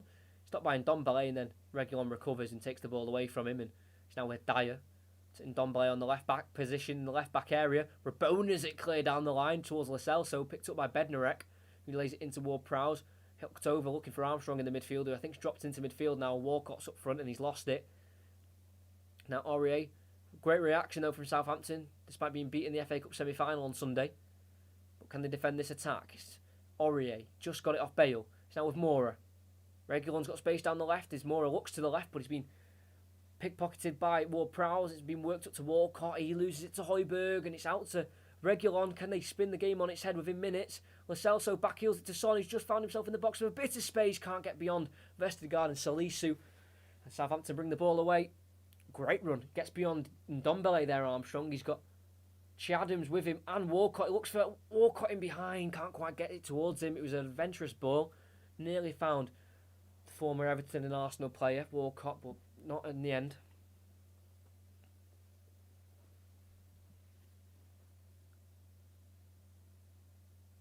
Now Eric Dyer, as we have it 1-1. Remember the last game between these two teams were a 5-2 win for Spurs at the Southampton Stadium, St Mary's. Son got 4 goals and Kane got 4 assists as well, alongside a goal for himself. Kane, who's not in the team today. They're definitely missing his presence, that's for sure. Ings also scored 2 that day as well. Also scoring 1 today. Danny Ings, he did bag his 6th goal against Tottenham.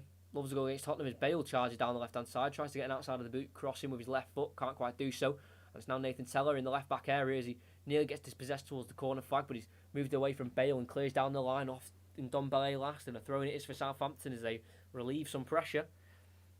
But yeah, Danny Ings loves a goal. All 6 of his goals now have come in his last 5 games against Tottenham. So he's on a quite a decent run against Tottenham. So whenever he plays them, he must get a little bit excited. 6 goals in all of his 6 goals against Tottenham in his last 5. It's his 10th time playing than Danny Ings before being taken off about 10 minutes ago. Now McCarthy, who distributes with a throw to Walker Peters. As we're in the 64th minute. Bednarek over to Walker Peters. Down the channel looking for Walcott.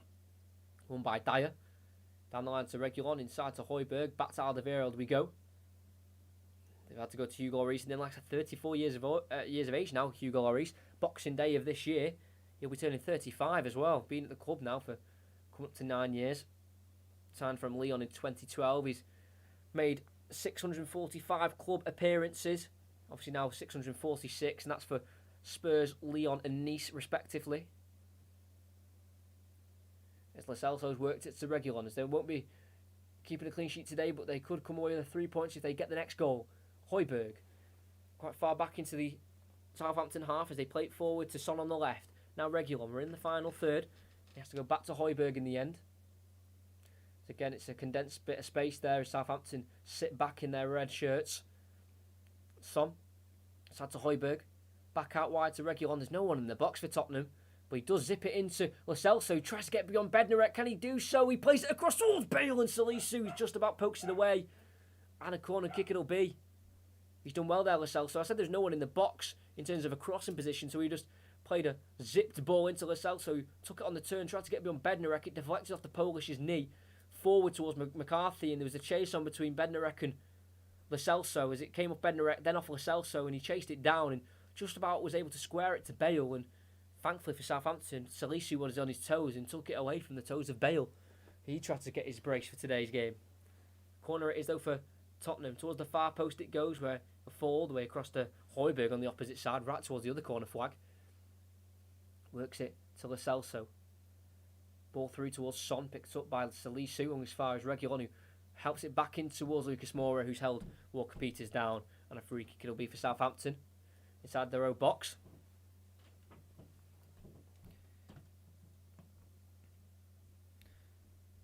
Going to be Southampton change. Musa Gineppo, he's going to be coming on, the quick 5'10" winger. He's going to replace Theo Walcott. His 25th appearance, Gineppo. His 4th against Spurs. His previous 3 have been a win, a draw and a loss. Did play the full 90 in the reverse fixture in that 5-2. He comes on for the last, 25 minutes or so of this game. So they play out from the back with Yannick Vestergaard. Salisu. Down the line it goes towards Chadham. Does help it on towards Teller, but he's met by Reguilon, who clears up the field. Long as far as Salisu heads it on to Gineppo. Back to Salisu, who's been nearly been caught in possession as Gineppo just ends up poking it away as far as in Ndombele. Back to Alderweireld in the Tottenham half, and Tottenham again back with possession.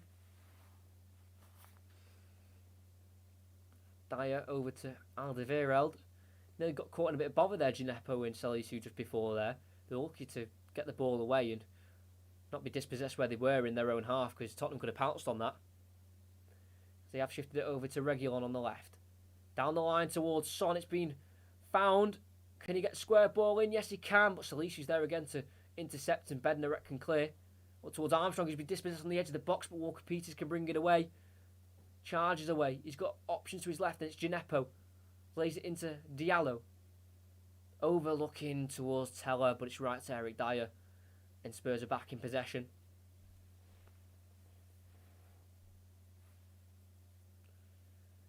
Ndombele. Nice ball to Moore on the halfway line. Now over to Serge Aurier. It's going to be tough to try and break down this Southampton defence again. They look very strong despite only winning 2 of their last 14 Premier League games. They've only won 4 away games. 4 of their 6 Premier League wins, to be fair, have been away. Their last away win would have been at Sheffield United on the 6th of March. They could be going for another loss here because Son's broke away on the left.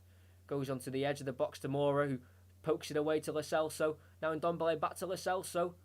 Tries to spin onto his left foot. Good strong tackle by Brahima Diallo. And it's now to Gineppo. Plays it forward to Adams, and it's a 2v3 here. He's holding it up, Adams. And he goes out wide right to Nathan Teller. Body streaming forward and body streaming back for Tottenham as they swing a ball in towards the far post, where it will fall to Adams, and he will keep it in on the far left. Back inside we go to Diallo on the edge. Over toward Prowse. Now to the left back Salisu, as they've got a little bit of possession here. Southampton. Gineppo into Diallo. Tries to feed it through to the gap where Teller was making a run, but he's not being found, and the ball trickles through to Hugo Lloris in the end. Tottenham search for a win. Like I said, they've only won 1 of their last 6 in all competitions. That was away at Aston Villa, a 2-0 win. There has been exactly 4 goals in the last 3 games against Newcastle, Manchester United and Everton. 2 2-2s and a 3-1. So far we've all got 2 goals and they're split evenly. 1 apiece. It's a great crossfield ball. He's found Reguilon in behind on the left. Final third he's in. He's got Son in the box to aim for, but he's gone towards the far post, towards Bale, where he's fell to him. Salisu fails to head it away, and a speculative volley from Bale slices right towards that corner, flagging out for a goal kick. It goes. Poor from Gareth Bale, who, like I said before, looking for his 2nd goal of the game. It's his 3rd appearance against Southampton. He's actually scored 2 in these previous 2 against Southampton, because his last 2 games against them came in the 2012-2013 season, his last season at Tottenham, and he actually scored in individual games. Didn't score a brace, scored in 2 separate games, scored in a 2-1 win and a 1-0 win in that season. So he scored every time he's played Southampton, his former club, and he's kept that trend going today. And there's another theme in that. Every time he scored against Southampton, they've won. So that could be the same again today. Lo Celso. He's a lot to get Winks onto the pitch, I think, when the ball next goes out. Ryan Mason, that's going to be his first change. Højbjerg. Mora.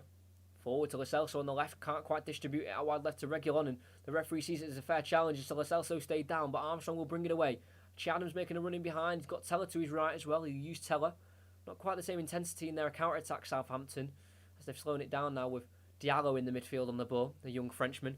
And it looks like they're going to have to kick it out of play, are they? No, they're going to keep going with Mohamed Salisu.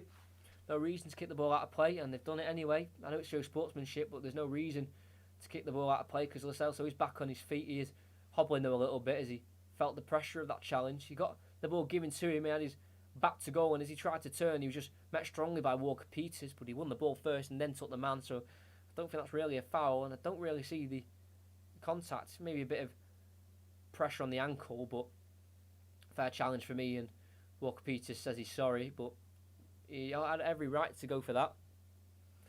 So we've got just under 20 minutes to go in the 72nd minute. Change for Tottenham. Harry Winks, number 8, who's been completely isolated by Jose Mourinho, will be replacing Tanguy Ndombele. He can never finish a game. He must have finished a full 90 minutes 6 times, I think now, 7 times this season. I don't know if that's fitness or stamina, but he can never finish a game. Honestly, it must be the 6th time in Ndombele. I mean, only 6 times he's finished a full 90 minutes. He's been replaced by Harry Winks, who's only playing his 11th game this season, as Southampton have been given the ball back if they did kick it out of play. Yeah, only his 11th game in the Premier League this season for Harry Winks. Only 1 appearance in his last 13, and that was against Crystal Palace at home. So not many minutes for Harry Winks, but he's back in today. They're going to have to defend here. Armstrong on the right, receiving it from Ward-Prowse, and he gives it back to Ward-Prowse. It's now Walker Peters on the right. Can Southampton spring another surprise lead here? Because this second half, both teams have been pretty flat, to be honest. As Ward-Prowse can't quite receive the ball because it goes out of play first. Armstrong's tried to find Southampton captain of James Ward-Prowse, who's had his last 7 goals, all beat set pieces, 2 penalties and 5 free kicks. So if there's another set piece, I know he's assisted one today, but if he gets a free kick on the edge of the box, you'd fancy him scoring it. Alderweireld, one of many Southampton players who were poached by the top 6 clubs.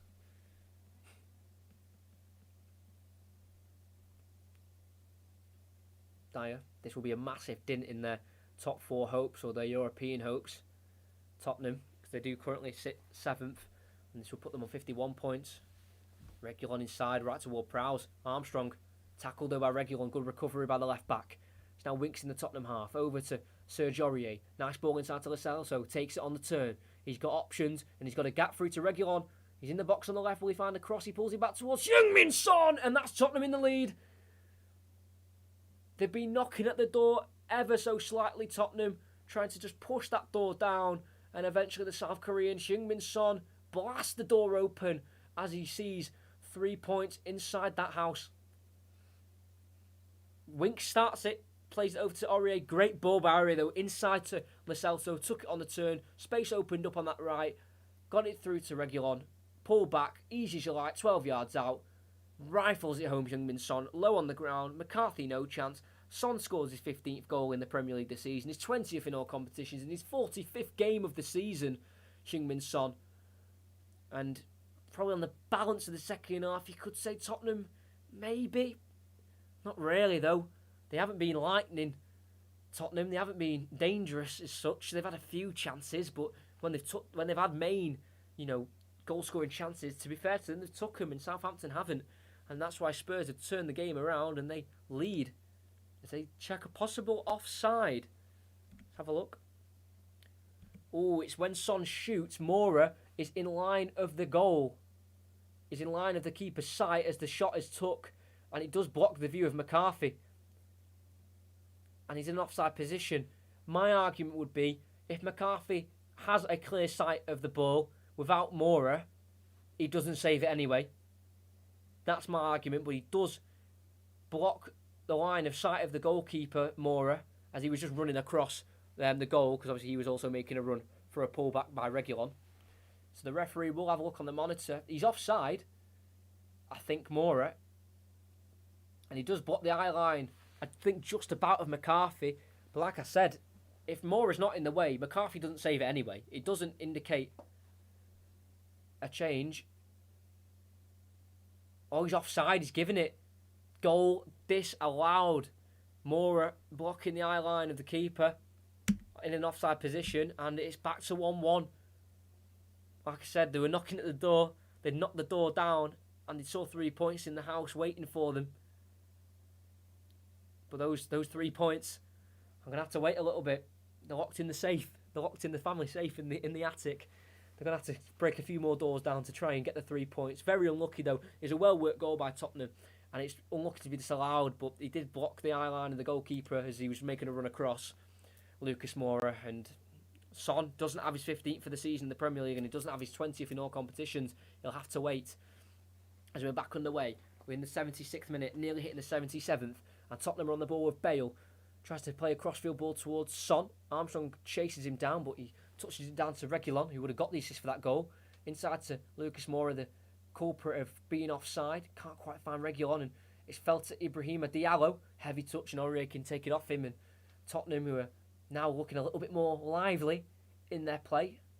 I thought so until Alderweireld's killed it dead and played it across now to Dyer, and it's now Højbjerg over to Alderweireld once again. Number 4, the Belgian, playing his 230th Tottenham game after signing from Atletico Madrid 6 years ago. Also his 195th appearance in the Premier League, 26 of them were for Southampton, so again getting close to that 200 club. It's Gareth Bale. Gets it outside of the boot, ball well covered by Bednarek. He heads away, straight back to Bale though. 1-on-1 Salisu goes a long way round, right footed crossing towards Moura, who tries to head it, took it away from Son. And it's headed away to Højbjerg, but an offside's been given anyway. Score, mate. The score's been disallowed. The goal's been disallowed. It's 1-1. I just said that. Goal disallowed. Moura ran across it, caught offside, blocked the eye line of the keeper, and they disallowed it. So 1-1. I hope I made that clear. I've said he was disallowed offside. I did say Son wasn't getting his 15th or 15th goal in the Prem, 20 years in all competitions. Yeah, as Bale was played through then, he was caught offside. So a little bit before the whole attack kind of panned out.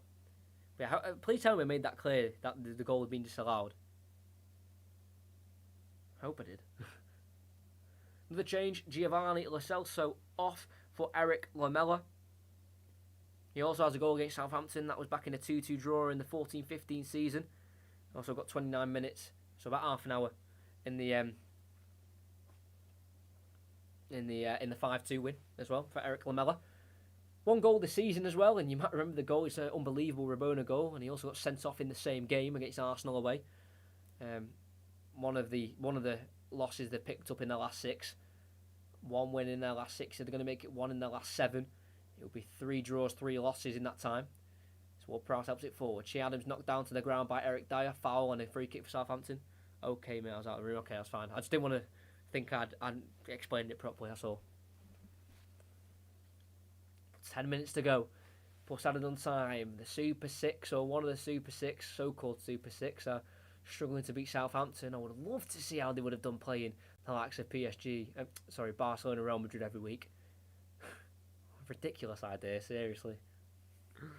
Half the Super Six can't even beat lower position teams in their own league, never mind a European one, where the hardest opposition you'll face is probably Inter Milan or AC Milan. Says it all. Anyway, it doesn't matter, it's suspended the league, let's forget about it, and let's just try and get the owners out of these clubs and find them as much as possible. Højbjerg down the left, nice turn, goes inside.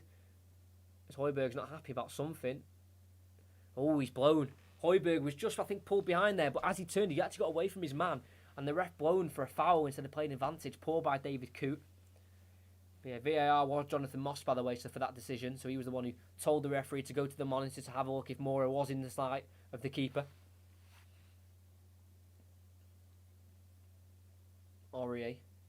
But yeah, there's been a massive shift in domination this game. Tottenham had 5 shots, Southampton have had 1, and they've also had 67% possession, Tottenham. But they just, with that possession and shots, they've not really been too dangerous. I mean, the 2 times they've got in is the 2 times they've been dangerous, really, and so they've took their chances. But, within the full second half, they've been a little bit hit and miss at times, but when they've turned it on, they've scored, so they just need to do it more often if they can. Winks pass cross-field towards Reguilon, cut out by Walker-Peters, seen out by Højbjerg for a throw. Throws it back to Eric Dyer as we've got 9 minutes left of this game. 1-1 still. Tottenham need the 3 points if they want to try and get into those European places. They were 2-1 up with a Son goal. It was well worked, but it was disallowed due to Mora being offside as the shot was taken and he was in the eyesight of the goalkeeper. Winks just about gets it back to Alderweireld on the halfway. Over to Højbjerg against his former club. Played many times for Southampton. Højbjerg when moving from Bayern to Southampton. Son inside to Mora, tries to get it back towards the South Korean. His pass is intercepted the first time and a second time. Comes off Nathan Tella, only fires Reguilon on the left back. Back to Højbjerg. Swings it into the far post, looking for Gareth Bale. Too much on it and straight to the hands of McCarthy in the end as he collects with some authority. 7th appearance as well for Alex McCarthy. Played 1 for Reading in the 2012-2013 Premier League season. It was a 3-1 loss in the end. He's played for many clubs, Alex McCarthy actually. He's played for 9 different clubs. And he's played in all 4 of English's top 4 leagues, so League 2, League 1, Championship and Premier League. Alex McCarthy, so a bit of a journeyman, playing for 9 clubs.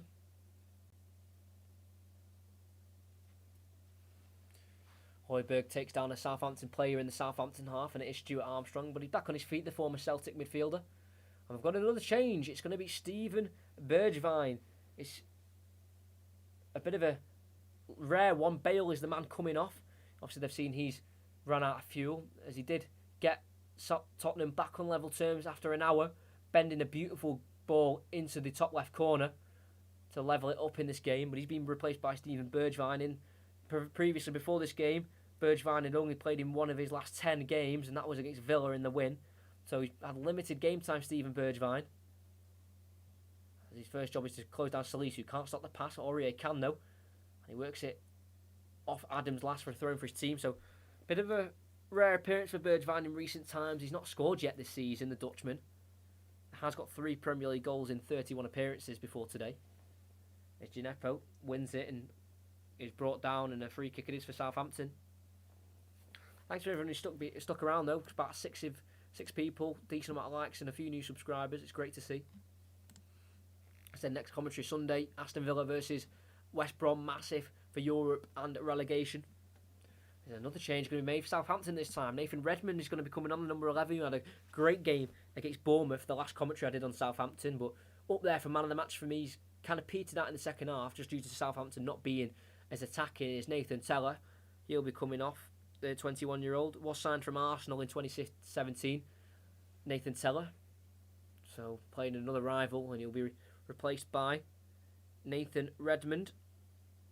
The 2 goals he's got this year in the Premier League was actually sent off against Tottenham in the 2016-17 season in a 4-1 loss. I think it's when he was at Norwich. So he's some unwanted memories against Tottenham, but he could turn himself into a hero if he was to score with 6 minutes plus added on time to go. Ward-Prowse, left arm in the air. Same arm with the captain's armband on, and he lifts it into the box, far post, and Lloris comes out to collect, and he rolls it away, and there's a counter-attack on. Højbjerg shifts onto his right foot, back to Reguilon, forward towards Moura, touches it inside, Adams goes in with Winks, Lamela goes in with Armstrong, and Tottenham come out of it. Moura to Højbjerg, outside of the boot ball, looking in behind for Son. Walker-Peters gets there and clears out a play for a throw-in, just calming down and stopping the counter-attack.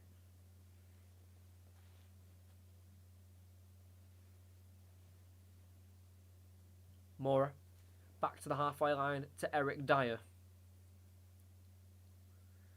199th game between the two teams, like I said before. 43 of them in the Premier League. 23 of them have been won by Tottenham, 16 of them at home.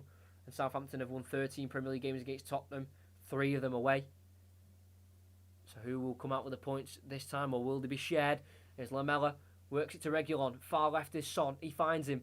One-on-one with Walker-Peters, he enters the box, he finds Lamela down the byline, tries to pull it back, deflects off Bednarek, corner kick for Tottenham. It's the same place where Ward-Prowse swung it in for Danny Ings' goal in the first half, in the same net, in the same half. Can Tottenham replicate with not long left to go? A struggling Southampton just about holding on to a point here at Tottenham. The team have been a lot of controversy in the last 72 hours, but they could flip it on its head as Son swings it in. Eric Dyer helps it on. It comes off a Southampton player. Was it the hand? We don't know, but it's hit in the end by Reguilon, who's been caught on the edge of the box. Is it a free kick? A lot just happened. A yellow card. I'm not sure if it's a penalty. It was a call for handball by Tottenham as it went in. It was flicked on by Dyer, and it looked like it may have came off the hand of a Southampton player. And as they worked it away to the edge, Reguilon swung with his left foot, the left back, and it went wide. But as he's hit it, he was caught afterwards. Let's have a look. Dyer. Oh, it came off Vestergaard's hand. That's got to be a penalty. Surely. Went towards the near post. Missed by Dyer. Came off Che Adams. And then it looks like it struck the hand of Walker-Peters. Of Vestergaard. And then Walker-Peters tried to clear once. Came off Alderweireld. He then cleared it a second time, Walker-Peters, towards Reguilon, who then hit it. And then was brought down right on the edge of the box, it looks like. So that's a free kick there. But is that a penalty for handball? No, it's a free kick. I thought he came off the hand. It was quite close, to be fair, for Vestergaard to get out of the way. And that was right on the edge, by the way. I'm surprised they haven't VAR checked that. I'm presuming they have. Yeah, they are doing it now. Was the contact on that white line? This could be a penalty. So it looks like for the handball, it was just too close. That's what I'm presuming. That's why they've not given the handball, because it was quite close range. You know, his hands were by his side. It's not like he's put his arm out, Vestergaard. It just hit his hand. Is the contact on the white line? That's a penalty. Reguilon went to hit it with his left foot, and he was caught by Gineppo in the box. That's in the box. That's a penalty kick. Surely. I now understand why that handball wasn't a penalty, because it came right at him close, and it also, his hands were by his side, so not much Vestergaard could do.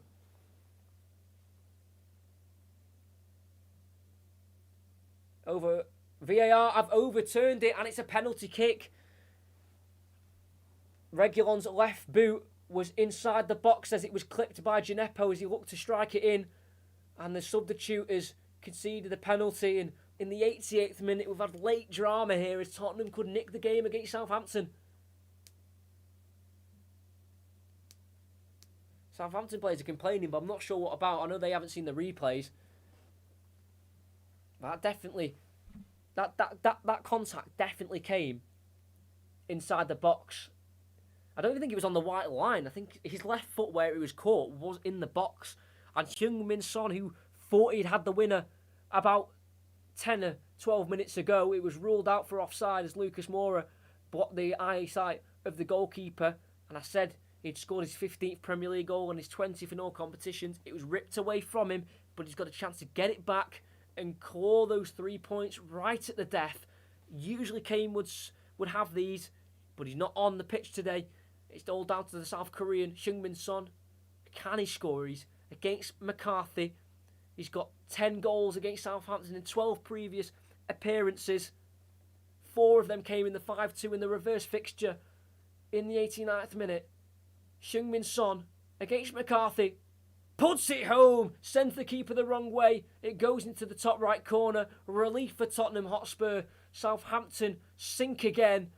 And Heung-min Son has that goal from the penalty spot after a lazy challenge from Gineppo as he caught Reguilon just inside the box. It was a free kick at first, overturned to a penalty. And it was dispatched by the South Korean Heung-min Son, as it looks like late on they've turned this game around from 1-0 down to 2-1 up. Son the goal scorer. And Tottenham, in terms of Europe, it's a big 3 points with not long left of the season to play.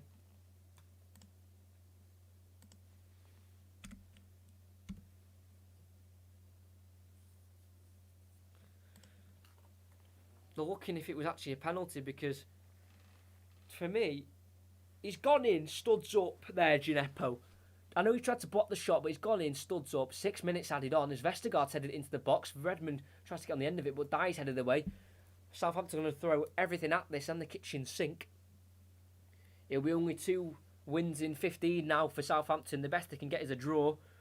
The 14th, it'll put them on 37 points if they can nick a draw. Love seeing Ryan Mason, the interim manager at 29, barking out instructions, telling his team to get up. Vestergaard flicks it on. It's been left by Alderweireld. He must have got a shout because Lloris collects in the end. Love seeing Ryan Mason at 29 giving out tactical instructions, pointing there. It's great to see. As Arsene, who will be scratching his head thinking, after such a positive first half, how have they managed to lose this game? Could we be seeing the end of Arsene time at Southampton after such a downward spiral after the new year?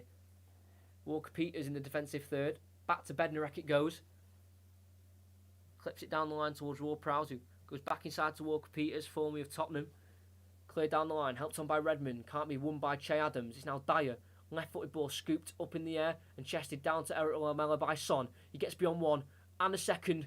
Can't quite get past the third. Eric Lamela tackled by Walker-Peters. He pokes out for a corner and another chance for Tottenham to slow the clock down.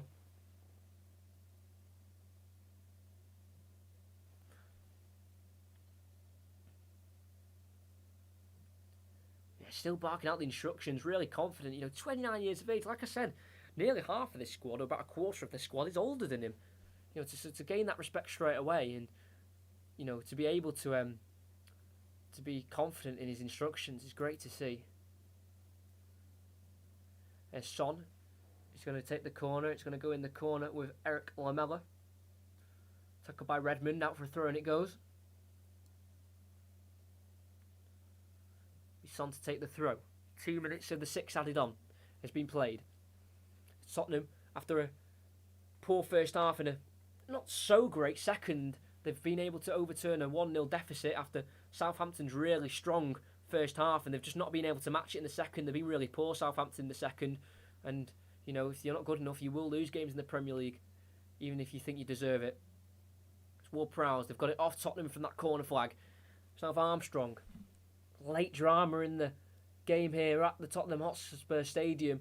Not like we've already had enough drama in the football world these last couple of days. We've now been met with this late drama in this game. Diallo caught late by Højbjerg in the Southampton half, and a foul's been given. And it looks like Southampton have a chance to just launch this forward. 3 minutes left to play. The previous game in this fixture was 5-2. The one before that was 3-2. The one before that was 1-1 in the FA Cup. So there's goals in this game. McCarthy sends it forward towards Vestergaard. Goes over his head. Reguilon heads it forward to Son. Helps it down to Winks. He just volleys it away down the left-hand side channel where Bergwijn will give chase, but weren't able to get there, the Dutchman. And a throw for Southampton it is. Not long left to go. Next commentary, remember, Sunday, 7 o'clock, Aston Villa, West Brom. Don't miss it. 2 commentaries a week. Full detailed notes and full audio commentary, full 90 minutes. Make sure you don't miss any of them. Son's penalties, so far the difference as Kane arrives from his seat delighted with the goal. It's now 11 for Son in 13 against Southampton. As it's Diallo. Lost it to Son. And he brings down Winks. He was the one getting the ball off Son. And just 2 more minutes to play as Tottenham are doing great game management to kill the game off here. 15 Premier League career goals as well for Tottenham's Heung-min Son. It's his best of his career in the Premier League. His previous best was 14, and that was in the 2016-17 season. I haven't copied that off Sky. I actually have that written down here. Joint best scoring season, and the other season he had 14 goals was in the 2016-17, but he's surpassed that now on 15 for this season in the Premier League. And I think Dye gets a booking for time wasting. Launch forward towards Lucas Moura. Can't win the header on Salisu, but it falls to Son. Pokes it to the right back, Aurier. Gets the ball back. Great touch into Moura. And then back into Son. They can kill it off here. Can he find the pull back? No, he can't. It's poor. Ward-Prowse in the end can intercept and get it to Gineppo, who sends it long. 1 minute to go. Vestergaard can't bring it down. It's now Reguilon. Winks. Ball forward. And he finds Bergwijn. Lamella's making a run in behind. Can't be found by the Dutchman. Ward-Prowse has it again. And here is the last chance saloon for Southampton. Armstrong bursting away. Met by the strong tackle of Højbjerg. Is fantastic from the Danish midfielder. And a throw in it is for Southampton, as they've not got long left now. A Bale in a Son goal in the second half is the difference. After an early Danny Ings goal after half an hour, they had a great first half for Southampton, and that's all gone to waste as a second half performance which just did not match the standards needed. And it's Moura on the right hand side, can't get past Salisu. Southampton win the ball back, 15 seconds to go. They need to get it up the field if they can. Diallo back into Ward-Prowse. They're in their own half here, they need to get it forward. They do so. Lifts forward towards Vestergaard. Can't flick it on. Valdevera wins the header. Into the midfield where Lamela brings it down. Back to Winks. Over to Højbjerg. In their own half is Reguilon. We've played 6 minutes added on time. Bergwijn back to Reguilon. Finds Hugo Lloris. Clears forward. Referee, will he blow the full-time whistle? Yes, he will. The Mourinho era has ended. The Ryan Mason one has just started, and he has started it with a win. Was it easy? No, it wasn't. Has he got it over the line? Yes, he has. Mourinho, after 17 months in charge, has lost favour at the club, replaced by Ryan Mason on an interim basis, and he's put his Tottenham team out there in the second half with a lot more intent, and in the end, they've come out with the win. It's a massive win for Tottenham in that chase for Europe. Massive win. They went 1-0 behind. They had a shocking first half, but then their tables turned. Tottenham improved in the second, and Southampton got worse, and that meant in the end the quality shone through, and Tottenham were able to take away the 3 points. They go 6th above Liverpool on the same points, 53 points, but Liverpool still have a game in hand, so that could change. They could go back into 7th, but for now they are 6th. A huge win.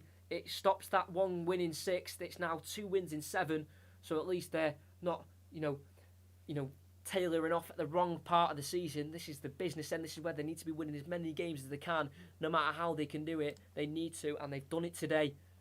They did go 1-0 behind. A Danny Ings header from a Ward-Prowse corner, but then an hour in, Bale received the ball on the right, got it onto his left, and bent a fantastic shot into the top left corner to give Southampton something to worry about. And then that penalty kick that after a VAR check was given. But you've got to remember, before that, about 75 minutes in, Son had scored to make it 2-1. It was a great play from Tottenham, but it was disallowed as Son's shot. But it was as Lucas Moura is running across goal, he blocked the eyesight of the keeper in an offside position, so that was disallowed.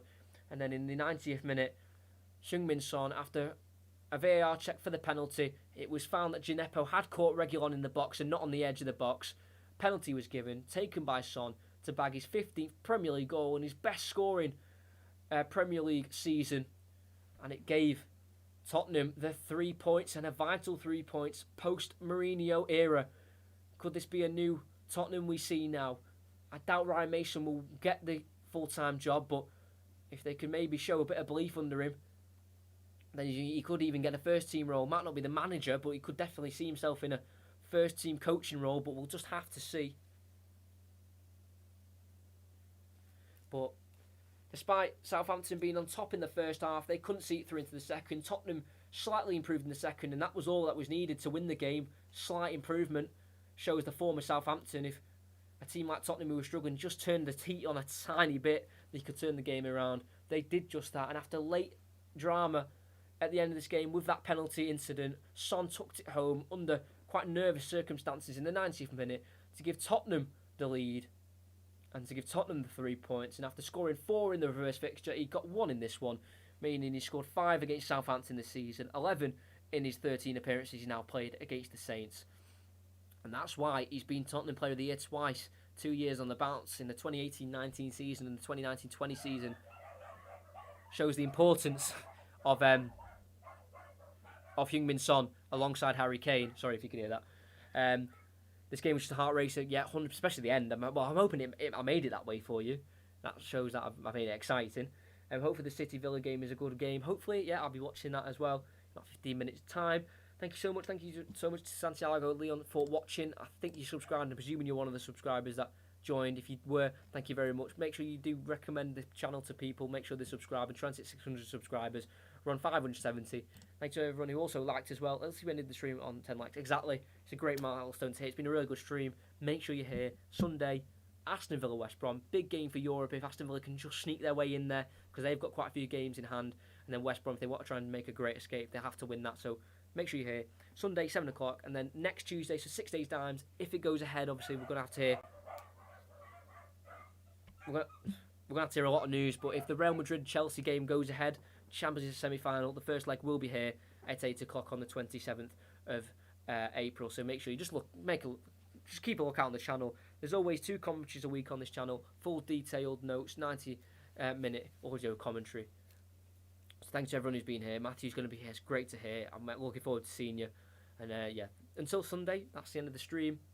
And yeah, if you're wondering as well, I always mention this to some new people I see.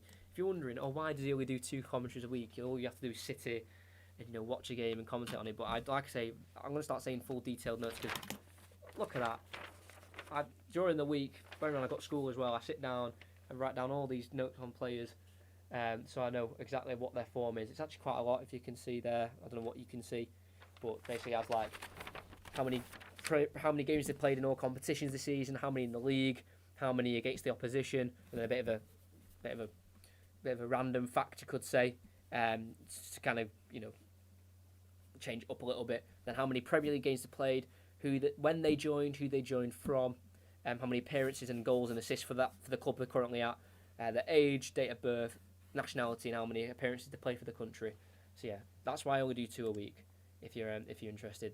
If I didn't do any notes, I'd be doing 1 every day. But that's why there's only 2 a week. But like I said, the 2 a week I do, I put full effort in. So yeah, thanks to everyone who's been here. 10 likes, 6 people still here as well. I think 2 new subscribers. So great stream. Make sure you're here Sunday. 2 comments a week coming up. It's a busy end to the season, and hopefully we still have the Euros to come. So only more to come for this channel, and it's exciting times. So thank you all for joining and being active. Bro, you write more than I eat dinner. That's honestly kind of cool. How long you must have spent on that? Yeah, a long time. I also do that as this as well. This is a head-to-head sheet I do. So it'll be Tottenham this side, Southampton that side, and then a head-to-head. So that's like, I have it written here. They played each other 198 times. I don't just know that off the top of my head. I have it written down, obviously. I'm not that much of a fountain of knowledge. So yeah, it takes me, on average, I'd say, to get all 3 sheets done, I'd probably say about, during the week, 4 hours, 5 hours. So I try and split them over 3 days. So obviously, I've got one on Sunday, so I'll start the notes tomorrow, and I'll do notes Thursday, Friday, and Saturday if I've not done them already by Friday. So yeah, they do take me a long time, so that's why I only do 2 a week, if you're interested. Because I want to do this a job, and this is what you've got to do to get into the job. You've got to be doing notes like this, and yeah, that's why I only do 2 a week. But it's like radio, radio commentaries will have a different commentator, because obviously the same person can't do a commentary every day because it's not viable. So yeah, thanks to everyone who's been here. It's been a great stream, good numbers getting in. Recently the views have been a little low, but today's been absolutely fantastic. 10 likes, subscribers, decent amount of people staying all the way through. So thank you, everyone. Dedication, mate. Thank you. But yeah, that's going to be the stream. City are kicking off against Villa in about 15 minutes if you're interested.